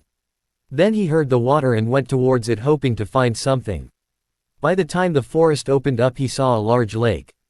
There wasn't anything special about the area, but then there was a lot of bubbling from the center of the lake. He got himself ready into a fight stance and waited, but what rose up only confused the genin. He thought it was going to be some ninja or maybe a lake monster or something. Instead it looked like a large bowl of ramen with a cap on the top. Naruto blinked in confusion, wondering what was going on. Then the top of it opened up. He was greeted to the sight of warm ramen in very large quantities, but what he really noticed was that on a piece of Naruto, the ramen, sat Hinata. Only she was sitting on it with her legs under her in a sexy-like pose. He also noticed that instead of her usual clothing, all she had on was her large baggy coat. Hinata-chan. Naruto finally spoke out, blushing. Hello, Naruto-kun, Hinata said without her stutter and in a seductive voice. He never knew that Hinata could sound so hot. She giggled at him as she gave him a heated look. So would you like a bite to eat, you too? Naruto's brain pretty much shut down at how she playfully said his name. Or would you like something else? Hinata giggled again as her hand went to her zipper and started to slowly pull it down. Naruto couldn't stop watching as it seemed to take forever for it to go down. It was opened up and her hands went to the edges of the opening. Then a suddenly loud noise of his alarm clock went off, not only scaring him out of the dream but causing him to hit the floor. God damn it, Naruto muttered into his floor. The best dream in his life, and his stupid alarm clock woke him up just before the good part. He glared at the offending machine, wondering how to destroy the evil machine. Naruto eventually got up and turned it off, feeling groggy as usual when he woke up. He left his room to go to the bathroom, but he heard his dad in the kitchen and he could smell breakfast. Seeing all that ramen had made him hungry, so he went to eat first, then bathroom later. He was still feeling sleepy as he walked into the kitchen and sit into his usual chair. Morning, he said absently. Hey there, Anko said, cooking some eggs. You want some eggs today? Yeah, sure. Thanks, Auntie Anko, Naruto said, rubbing his eyes slowly. Anko grinned, knowing that it took Naruto a bit to fully wake up. She decided not to hide her new relationship with Kakashi from him, but this was proving to be a very fun way of him finding out. She mentally counted down in her mind as she waited for his brain to process things. Naruto froze in mid-movement when he suddenly realized that Anko was there. And not only was she there, her hair was down and she was wearing only a very large shirt, one of his dad's shirts actually. She looked like she had slept here, in fact. What the hell? Naruto shouted out, pointing at her. What are you doing here so early and dressed like that? Doing here early? Anko asked him like she didn't understand. I've been here since last night. So, you stayed the night on the couch. Naruto hoped he was right because there was only one answer for that. Morning, Kakashi said in a pair of pants with a towel over his shoulders. He had just gotten out of the shower and noticed the scene in the kitchen. He sighed. He had seen this coming, and knowing Anko-shi was going to yank Naruto's chain as much as she could. Morning, Kashi-kun, Anko winked at him. Kakashi blinked at the pet name and then noticed Naruto looking at him with shock. He scratched the back of his head knowing what was going on in his son's mind. So he decided to join in on the fun, mainly since Naruto not once called him sensei and all the other trouble he had caused that he never got back at him for. Morning, Anko-chan, Kakashi went over and kissed her on the cheek. Smells good. Hey, I can cook too, you know, she sent a mock glare at him. So said I was talking about the food, he said in a more seductive tone as Anko felt a kiss on her neck. She grinned at just how evil he could be and she wished she could see Naruto's face for the moment. What the hell is going on? Naruto screamed out. When did this happen? How long was I asleep? Both Anko and Kakashi gave a small laugh as Kakashi sat down with his son to explain things to him. Naruto, last night I went on a first date with Anko and we liked it. We also like each other and we decided to try things out. So as of now, Anko and myself are dating and I really want you to be okay with this. Naruto thought about this. He was used to his dad being single, but he knew it wasn't fair of him to want him not to date. He also knew it wouldn't be right since he just started to date Hinata and he goes and tells his dad that he doesn't want him to date. He also thought about Anko. To him she was the closest thing to an aunt that he had, but what would happen if she was now his dad's girlfriend? He didn't want things to get weird, but then again he couldn't really think of anyone he would be more comfortable with his dad either. Anko was fun to have around at times and she did pretty much help to raise him with his dad over the years. In a strange way his family was staying the same, it was just getting a new twist to it. He looked up at his dad with a smile. Yeah, I'm okay with it. Kakashi chuckled as he messed up his son's hair. The three of them sat down to breakfast as Anko pressed him for details on his own first date. She had to admit it was fun watching him blush when he talked about Hinata. Meanwhile, Kakashi was sitting back at the site, the two of them talking over breakfast like it was the most common thing in the world. He smiled to himself at how it felt. It felt right in some strange way and he was wondering why he never tried this before. At any rate, Naruto managed to get first dips on the bathroom, much to Anko's annoyance, especially since he said she would take forever in there. He would have to patch up the hole in the wall from the cup she threw at him later for that remark. When Naruto came back, Anko and Kakashi were still at the table talking and laughing about something. He gave a small smile at the scene. They really did look good together and he couldn't remember the last time he had seen them both happy. Well, I'm going to go see if Sasuke wants to train, Naruto said as he went to the door. Alright then, Kakashi said to him. See ya, shorty, Anko said to him, knowing he hated the mention of his lack of height. Naruto got an evil grin as he waited for Anko to take another sip of her coffee. See you later too, san. Ka-san. Anko chalked on her coffee at being called Mom by Naruto. Baka. Don't call me that yet. We've only starting dating, Anko yelled at Naruto's laughing form. She turned to glare at Kakashi, who was chuckling to himself on her reaction. Sasuke, Naruto. The sounds of metal on metal rang through the open area of the Uchiha compound. They're in an area set aside for clan training where Naruto and Sasuke training in with their swords. Sasuke was determined to become the better swordsman, but Naruto had years worth of training on him by Kakashi. But that didn't stop him from trying. In fact, he was gaining in skill from These's little sparring sessions against Naruto. Sasuke learned something new from every match and he was slowly getting used to Naruto's style. Although it was hard to totally get used to it, Naruto liked to improvise and usually came up with either unique moves, or moves that were suicidal, but he pulled them off anyway. At times he wasn't sure if his friend either didn't care if he got hurt or had a death wish. It was another thing that Sasuke had come to realize was that Naruto was his friend, his only true friend actually. Sure, he thought the masked blonde as annoying and at times an idiot. But no one else pushed him like Naruto did, and he had come to have something close to respect for his skills. In fact, Sasuke started to look forward to their spars. Naruto was the only real challenge and every time he beat him it felt like he had accomplished something. But not today. Even though Sasuke's katana was longer than Naruto's sword, Naruto was good in keeping out of Sasuke's reach and yet getting in closer for counterattacks. But Naruto was slow to react today. In fact, he was sure that Naruto's mind wasn't even on the spar, and this annoyed him. When Sasuke's blade came too close to cutting Naruto, Sasuke stepped back and lowered his sword as a way to say that the spar was over. Naruto blinked in confusion. Hey, what's the deal? We're done. What? I was just getting into it. Sasuke gave a small grunt and turned and walked to the nearby bench. You're distracted. I nearly cut you with that last move, and it's not the first time. You're too slow, and if your mind isn't on this, then you'll make a mistake that will either injure yourself or me. Naruto remembered all the lessons that his dad put him through, and the first lesson was, never lose your focuses. If he had so much had wavered, his dad would give him a good hit on the head with their wooden swords to get his mind back into it. Naruto still felt he had lost a few good brain cells from that, but his father had refused to let him train with metal weapons until he could show focus. Naruto now felt like a kid again. He knew that his mind wasn't on the fight. He didn't mean for it to happen, but after everything that was going on with his life, he just couldn't help it. Naruto sighed and walked over to Sasuke as both boys went about cleaning their blades and checking them over for any damage. Both were silent for a moment before Naruto decided to speak up.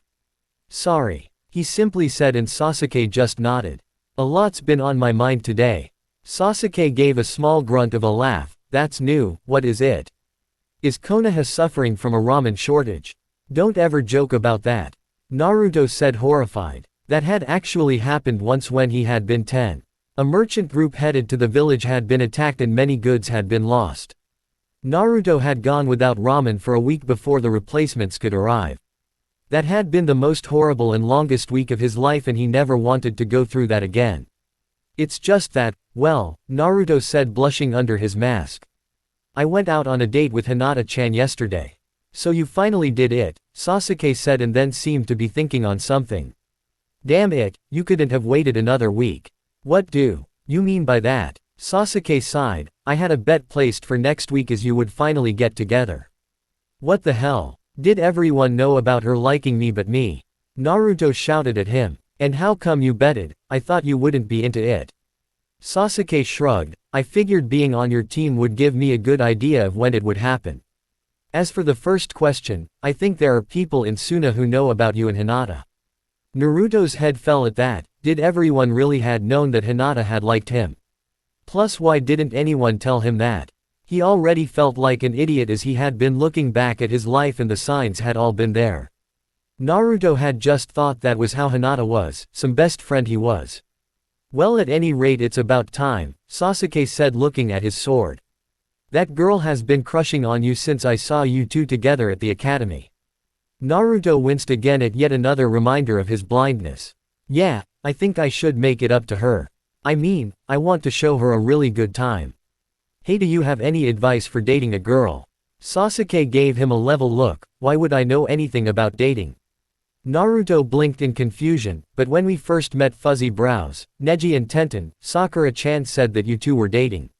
Sasuke gave Naruto a look that said, what are you, a moron, before he realized who he was talking to.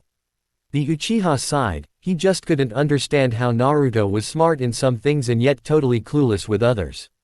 He explained how Sakura had asked him for a favor as she didn't want to hurt Lee's feelings at the time with a rejection. He then told him about the deal that Sakura would stop asking for dates. So far she had done just that. It wasn't that Sasuke didn't like her, it was just that he liked her better when she wasn't annoying him every day for a date. At least she was focusing on her ninja training like a real ninja, and he did consider her a friend, but that had only been recently. She had proved to him after Wave that she could be a good ninja one day. But as an Uchiha, he needed someone that would be good for his clan. Naruto took all this in and frowned a bit. He had thought that Sakura had picked Sasuke over him. Although he was glad he hadn't lost, if that hadn't had happened, then he would most likely be still thinking of Sakura as more than a friend. But he was dating Hinata now because of how things turned out, and he was happy with it. He felt bad for Sakura though. He knew that she must still like Sasuke, but to agree to that deal must have killed her inside. So you don't like Sakura-chan because she's not strong enough? Naruto asked the dark-haired boy. I just prefer more mature women, Sasuke told him. I want someone that is sure of themselves, a strong woman, and above all someone I can respect. Sakura was just another of those damn fangirls for too many years. She's grown, but unless she grows up I can't see myself with her. Naruto thought about it and grunted in frustration. He wanted to help Sakura, but if she wasn't to his taste it couldn't be helped. Then what kind of girl do you like? I mean, I haven't seen you even look at a girl seriously. How do you plan to revive your clan then? Sasuke gave him a sharp look as he wasn't sure it was any business of Naruto's, but after a few seconds he figured he might as well. Knowing him, the masked boy wouldn't give up. I prefer girls like that Tenten girl, Sasuke said to him. Or at last she's the only one that is interesting. She takes the life of a ninja seriously and keeps training herself to be stronger. She's confident and also doesn't turn into a fangirl around me. Naruto guessed he could see that, although he knew something else. You do know that I think Neji has a thing for her, right? He hasn't made a move, so it's fair game, Sasuke said bluntly. Plus there was a little perverse pleasure in beating the Hyuga prodigy. The Uchiha and Hyuga had been bitter rivals ever since the Hyuga joined the village after the Uchiha had helped form it with the Senju clan. He saw Neji as a rival and he was determined to show that the Uchiha clan was still better by beating him. They continued on as they moved to sharpening the blade, and after 10 minutes Naruto had to tell someone else what he had found out that morning. I also found out my dad is dating. Seriously? Sasuke asked, wondering who would date Kakashi Hatake. The guy had those perverted books, was never on time and was lazy. How such a legendary status he had no idea. He was wondering how much it was thanks to the eye that Obito Uchiha had given him. Naruto nodded his head. Yeah. They had sex last night too. Naruto was thankful the rooms had thick walls, he wasn't close to his dad's room, and that he slept like a rock. The last thing he needed to know was if his aunt was a moaner or a screamer. The thought of them naked just sent shivers through his body. Even if Anko was pretty, she was still family to him. Dating he could handle, but no kid wants to know when one of his parents gets laid. Sasuke wasn't sure to laugh at his misfortune or cringe in sympathy. It gets better too, Naruto sighed. Remember my Aunt Anko? That crazy purple-haired woman? He asked Naruto, who nodded. Yeah, what about her? She's the one who my dad is dating. Sasuke blinked a few times. He remembered Anko from her training Sakura in the use of her tonfas, and the woman was a bit scary. He looked at Naruto and considered what that would mean for him. I feel sorry for your future. Gee, thanks you bastard, Naruto glared at him. Anytime, idiot, Sasuke said with a ghost of a smirk on his face. Later, Anko was smiling to herself as she walked down the streets of the village. After showering at Kakashi's place, she went home to change into her clothing. Apparently she also had found a summons at her place to show up to the Hokage Tower when she could. The meeting hadn't been what she expected, as she was now slotted to oversee the second part of the Chunin exams. She had forgotten about those exams, but at least she was being given a fun part. She really didn't want to run the first part of the exam, and the last was just being a referee, which was boring. At least with the survival trail she could see some more interesting things. She would have to look over the Forest of Death soon to make sure it was ready. Although there wasn't much to look over, but you never knew what you'd find. Sometimes teams would leave traps just laying around. Although that was perfectly legal, it wouldn't do for them to just lay around. Plus there had been that 1 year one of the wildlife had chewed through the gate, and a bunch of genins had nearly been eaten before they got to their gate. But that was something else to worry about. Right now she was happy and she wanted to stay that way. She sighed as she thought about things. Anko could never remember feeling this happy. She stopped as the looked at her reflection in a window and thought of how Kakashi said he liked how she looked with her hair down. I wonder, would it be a good idea to change my hair? Anko thought about it. Although it meant less time on her hair, she liked having it up as it was more practical. Pulling on hair was a very dirty and well-used trick in fighting. Maybe for when I'm off work then. It felt a little strange, her changing a little something like her hair just to please someone else. She remembered that if she ever seriously considered dating someone, she wouldn't change at all. She shook her head at that, but at least Kakashi wasn't asking her to change who she was. If he had, then she would give him holy hell for it, but she had a feeling he would never do anything like that. When she first met him, she thought him an odd one, but over the years she learned to really respect him. He took in a child at such a young age and raised him as best he could. Plus his skills were amazing in the field, and despite his oddities he was a pretty decent guy.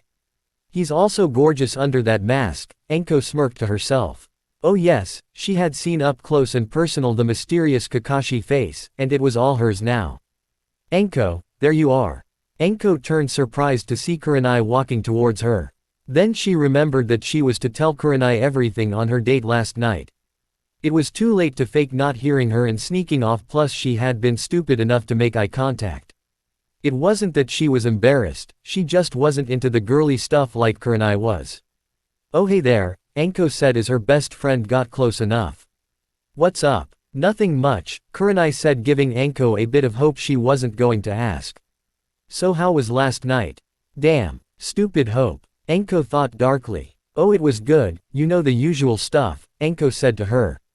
Kurenai gave her a level look. After all the time she had spent listening to Enko go on and on about Kakashi, borrowing her stuff for that date, and she knew that Enko had manipulated events at that lake with Asuma.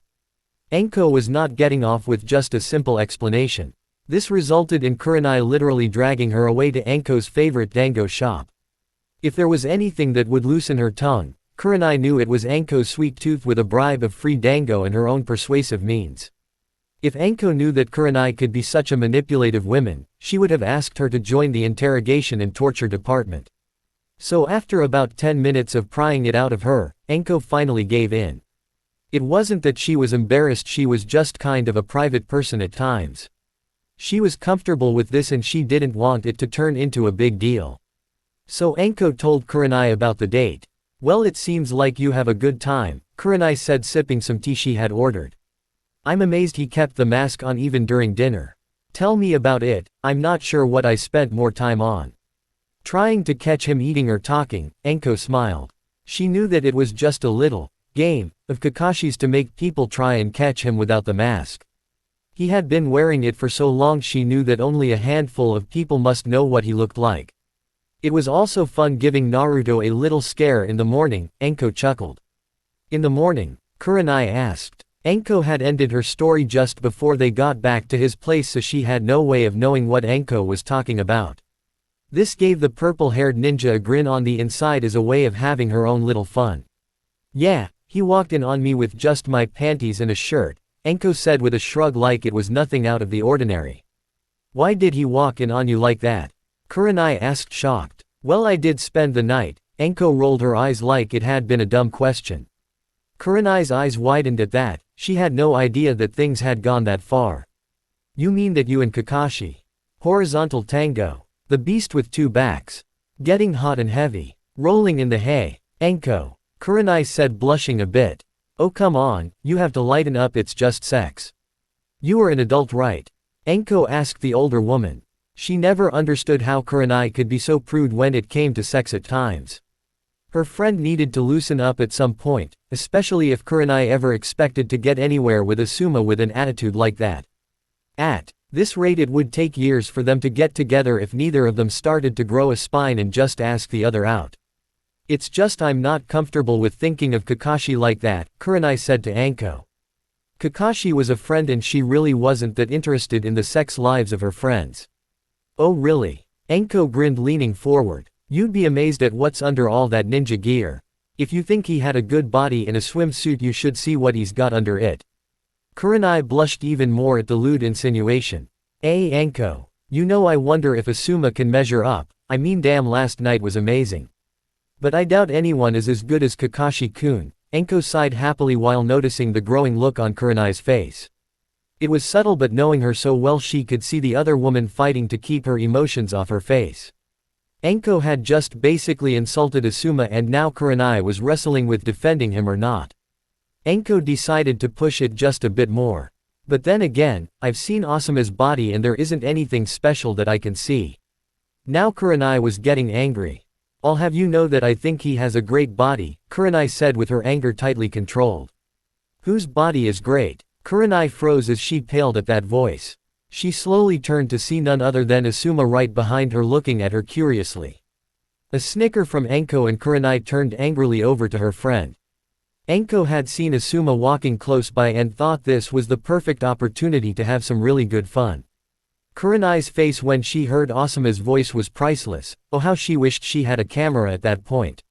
Maybe today was going to be a good day after all as she watched Kurenai trying to talk herself out of what she had just said out loud.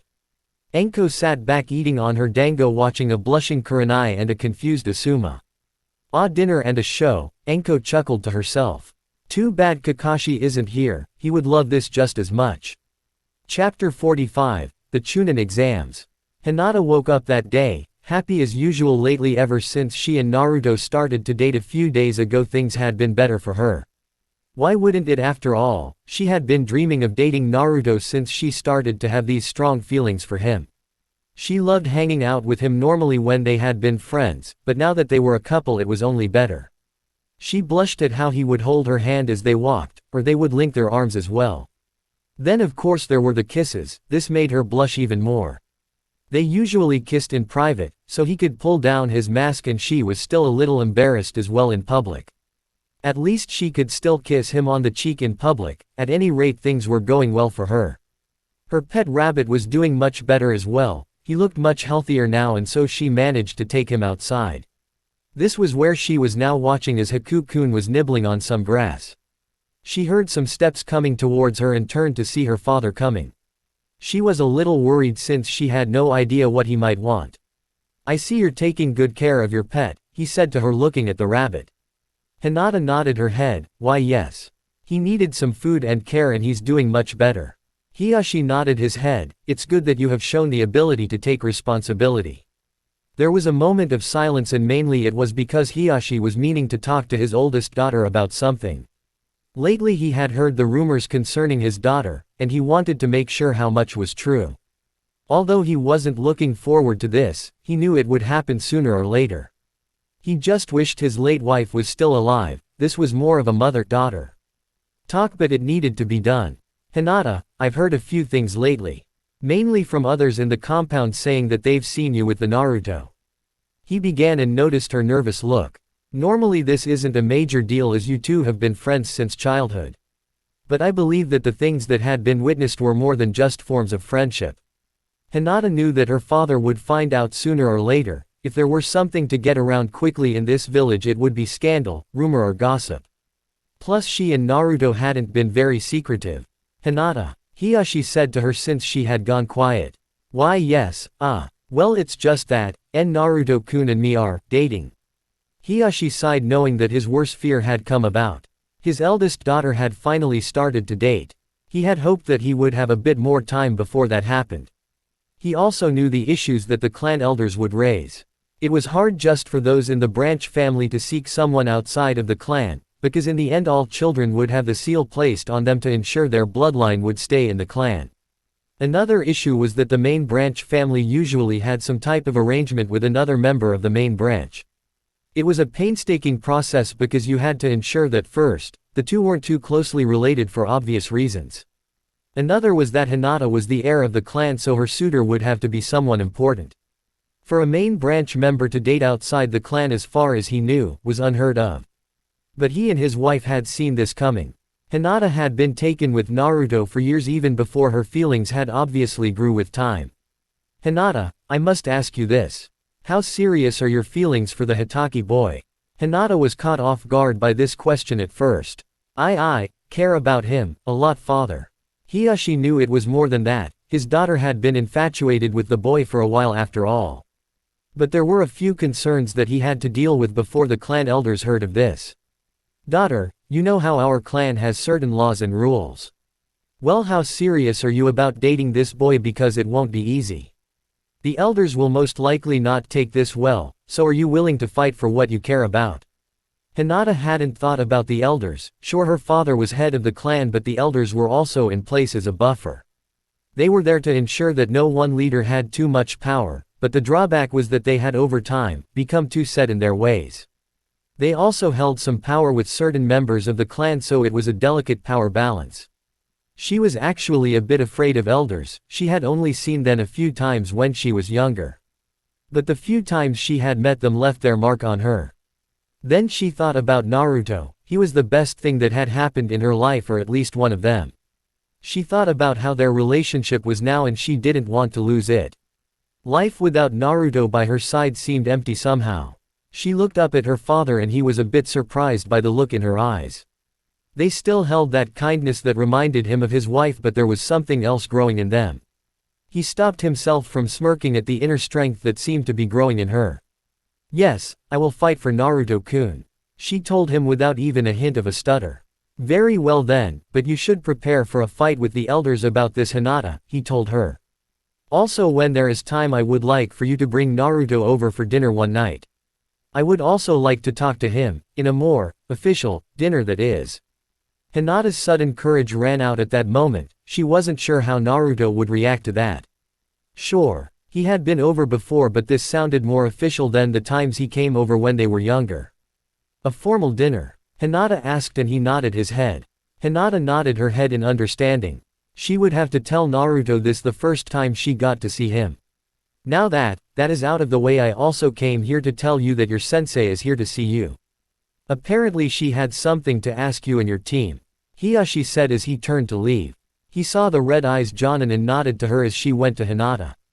He was pleased to see that the woman had done a good job with his daughter so far. One of the reasons he felt that Hinata would better serve becoming a ninja of the village was because so far she had been unsuited for the Hyuga style of training. She just didn't have it in her at that age to take the training, so he felt being a ninja, Hinata could be of better service and prove herself more. He mentally sighed though, as now he had even bigger issues to deal with than how the elders viewed his daughter. Now he had to deal with boys, and for a father that was nothing any father looked forward to. He was a bit envious that his brother had a son. With Neji, his brother wouldn't have to worry about this kind of thing. Ramen bar. Team 7 was once more at Naruto's favorite place for lunch this day. The team took turns on where to go for lunches, and today had been Naruto's turn to pick. He had just finished his 5th bowl putting it down. He always enjoyed the ramen here, it was the best in the world in his opinion. Then he noticed that Sakura and Sasuke had been looking at him. "What? Do I have something on my mask?" Naruto asked. "I give up," Sakura stated, putting her bowl away. "I know I've seen your face, but I still don't see how you keep managing to eat without taking it off." "I gave up on that a while ago," Sasuke said. "I'm just wondering how the hell he keeps eating so much. I'd stick my tongue out at you, but I'm more mature than that," Naruto stated to Sasuke. "You'd have to take your mask off to do that, and you and mature don't belong in the same sentence." "Hey, I am too mature," Naruto shouted at the boy. Sasuke gave him a leveled look, this from the boy that painted the Hokage monument. "Ah," Naruto scratched the back of his head. "Well, I haven't done any pranks for a while. Anyway, why do you think Kakashi-sensei is late today?" Sakura asked, changing the subject. "Plus, why has he been a bit too happy lately as well, Naruto?" "He's been busy lately with his new girlfriend," Naruto said quietly to himself.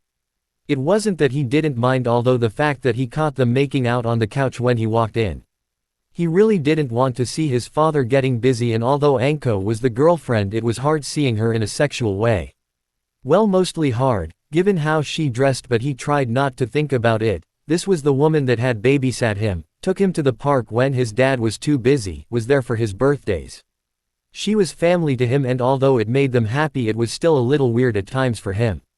What was that? Sakura, who was next to him, had thought she caught what he had said. "What's this about a girlfriend?" Naruto groaned. The Hitaki family was a bit of a private family, so it was the reason why he didn't go around blurting out things like that normally. "His dad is dating that insane purple-haired woman," Sasuke said. "Anko-sensei?" Sakura asked. She was the only one that called Anko that, given the woman taught her in the use of the tonfas after all.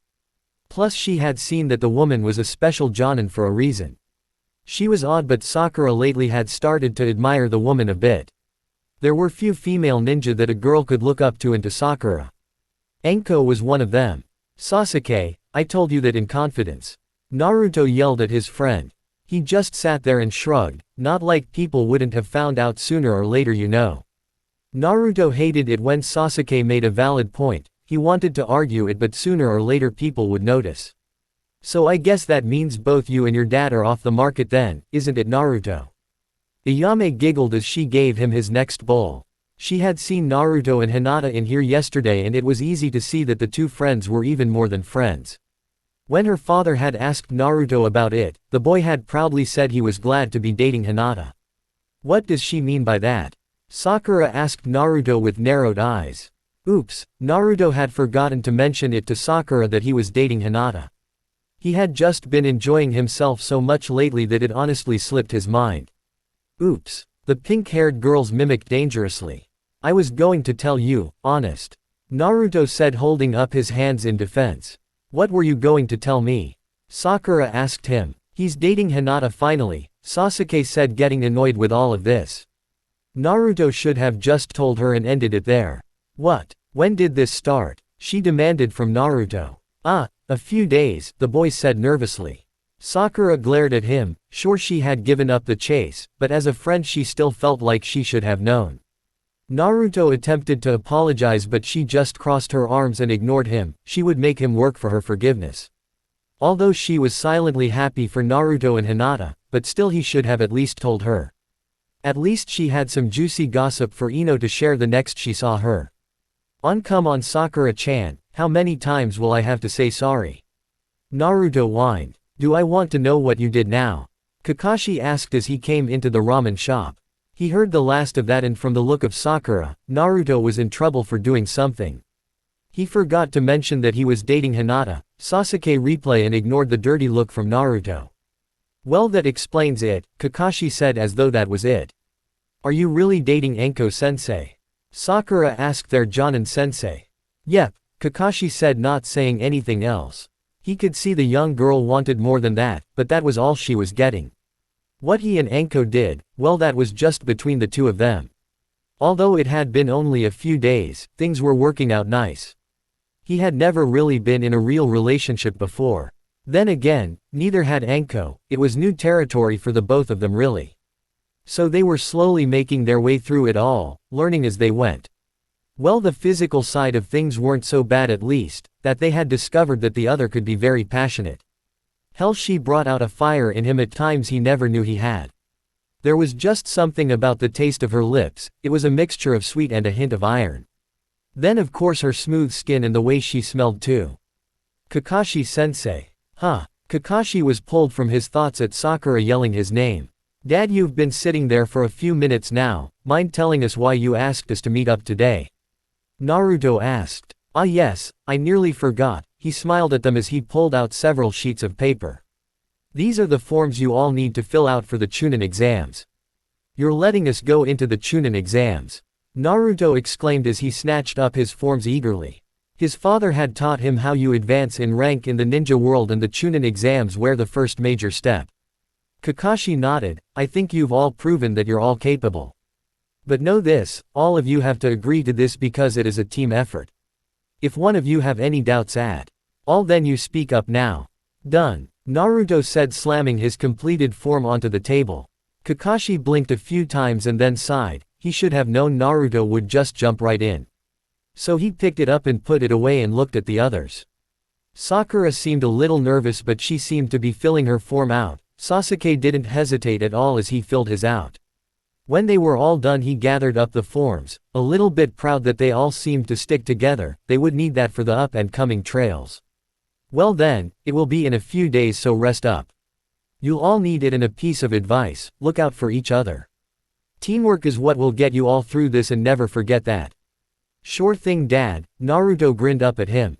Well then, I suggest you all go and get prepared. Kakashi stood up and left his team to talk amongst themselves. He could already hear the excited talking among them, and he hoped they all would pass. There was another reason for wanting them to take the exam. Sure, he felt their teamwork was good enough, plus their skills were above normal genin. But he felt that great things were expected of his team. When he first made his pitch for why he wanted the top 3 students, he had to live up to it. Sure, the wave mission was a good step, but now, they really had to prove that Team 7 could be everything he had claimed it could be. A bit of him was worried, mainly the part of him that was a father. Fatherhood had changed him a bit, he didn't deny it, but now he found himself worrying a bit more over the kids. He sighed as he made his way to the Hokage Tower. He just hoped things would be okay. People died in these exams, but he had to have faith in them. Back at the ramen bar something hit Sakura. Hey, wait a minute. Who won? Naruto watched as Sasuke gave her a sheet of paper as she looked through it. Naruto couldn't believe that Sakura was in on it too. He really didn't like that people had been making bets behind his back, and so he quickly snatched it away. Hey! Sakura shouted out. Naruto scanned the list and he couldn't believe it. Everyone from class was on it. Even Konohamaru and Hanabi were on this, and Ayame and her father. He casts both of the ramen stand workers a small glare. They both suddenly found some work to do and turned their backs to the boy. There was Asuma, even Kurenai on it. Even Anko and his own father was on this list. The biggest shock was the Hokage himself. What the hell? Did the entire village know about this? Naruto demanded. Calm down, Sasuke told him. It's not that big a deal. Yeah, Sakura said. We were just hoping you two would get together anyway.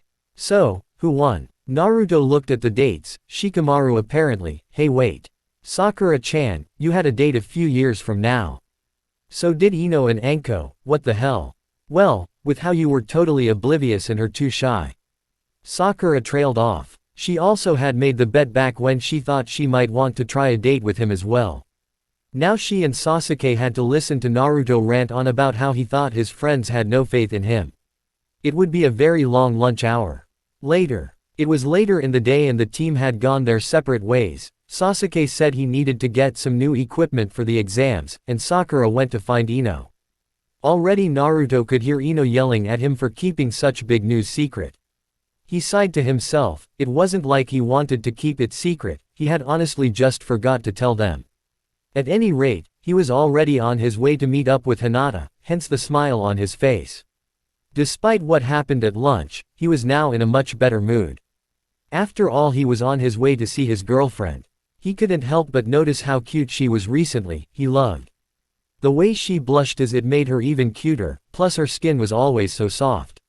He kicked himself for not noticing her before now, all that time wasted. Well, he was going to make up for it. He had been planning on some major dates to make up for it.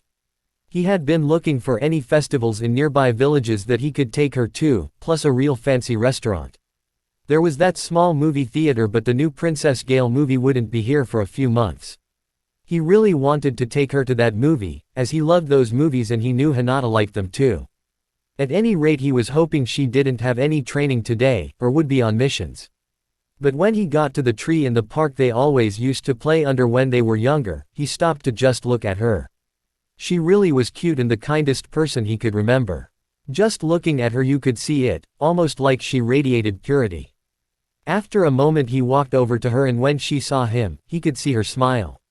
It wasn't the usual kind he noticed, but lately she got this smile that she only showed to him. He liked that smile the most. Naruto-kun, how was today? She asked as he sat down with her. Pretty good, although Sakura-chan was made. I forgot to tell her that I was dating you, he chuckled. Naruto-kun, you didn't tell her. Well, it's not like you told your team. Then he noticed her look. Oh. You did tell them then. Of course, she said. I would never keep this kind of thing from them. Plus Kiba-kun kept asking why I was so happy and so I told them. They were very happy for me, so why didn't you tell your team? Naruto scratched the back of his head. Well, my dad already knew. I told Sasuke but I just forgot. I mean, I was enjoying things so much and well, it just slipped my mind. Hey, wait a minute, did Kiba or Shino exchange money or mutter anything about a bet? Hinata blinked in surprise. After they had congratulated her, something had happened. Kiba had asked Shino, who was closest, and the bug user took out a small notebook. He cast a look and said something about Shikamaru. Even Kurenai seemed to have sighed at that for some reason. How did you know? Hinata asked, confused. I hate our friends sometimes, Naruto muttered. Then he explained the entire bet. Hinata's face went totally red from embarrassment. Hinata couldn't believe it. Her friends, her teammates and even her sensei and little sister had been on it. She thought only her little sister had known, but everyone knew and made bets. She felt totally mortified. She groaned and hid her face in her hands. She must have looked like a fool for so long. Then she felt an arm around her as Naruto pulled her close. Hey, I know, Naruto said softly to her. I'm already planning my revenge. You want to help me? Hinata wasn't sure at first, she knew that pranks could be funny at times.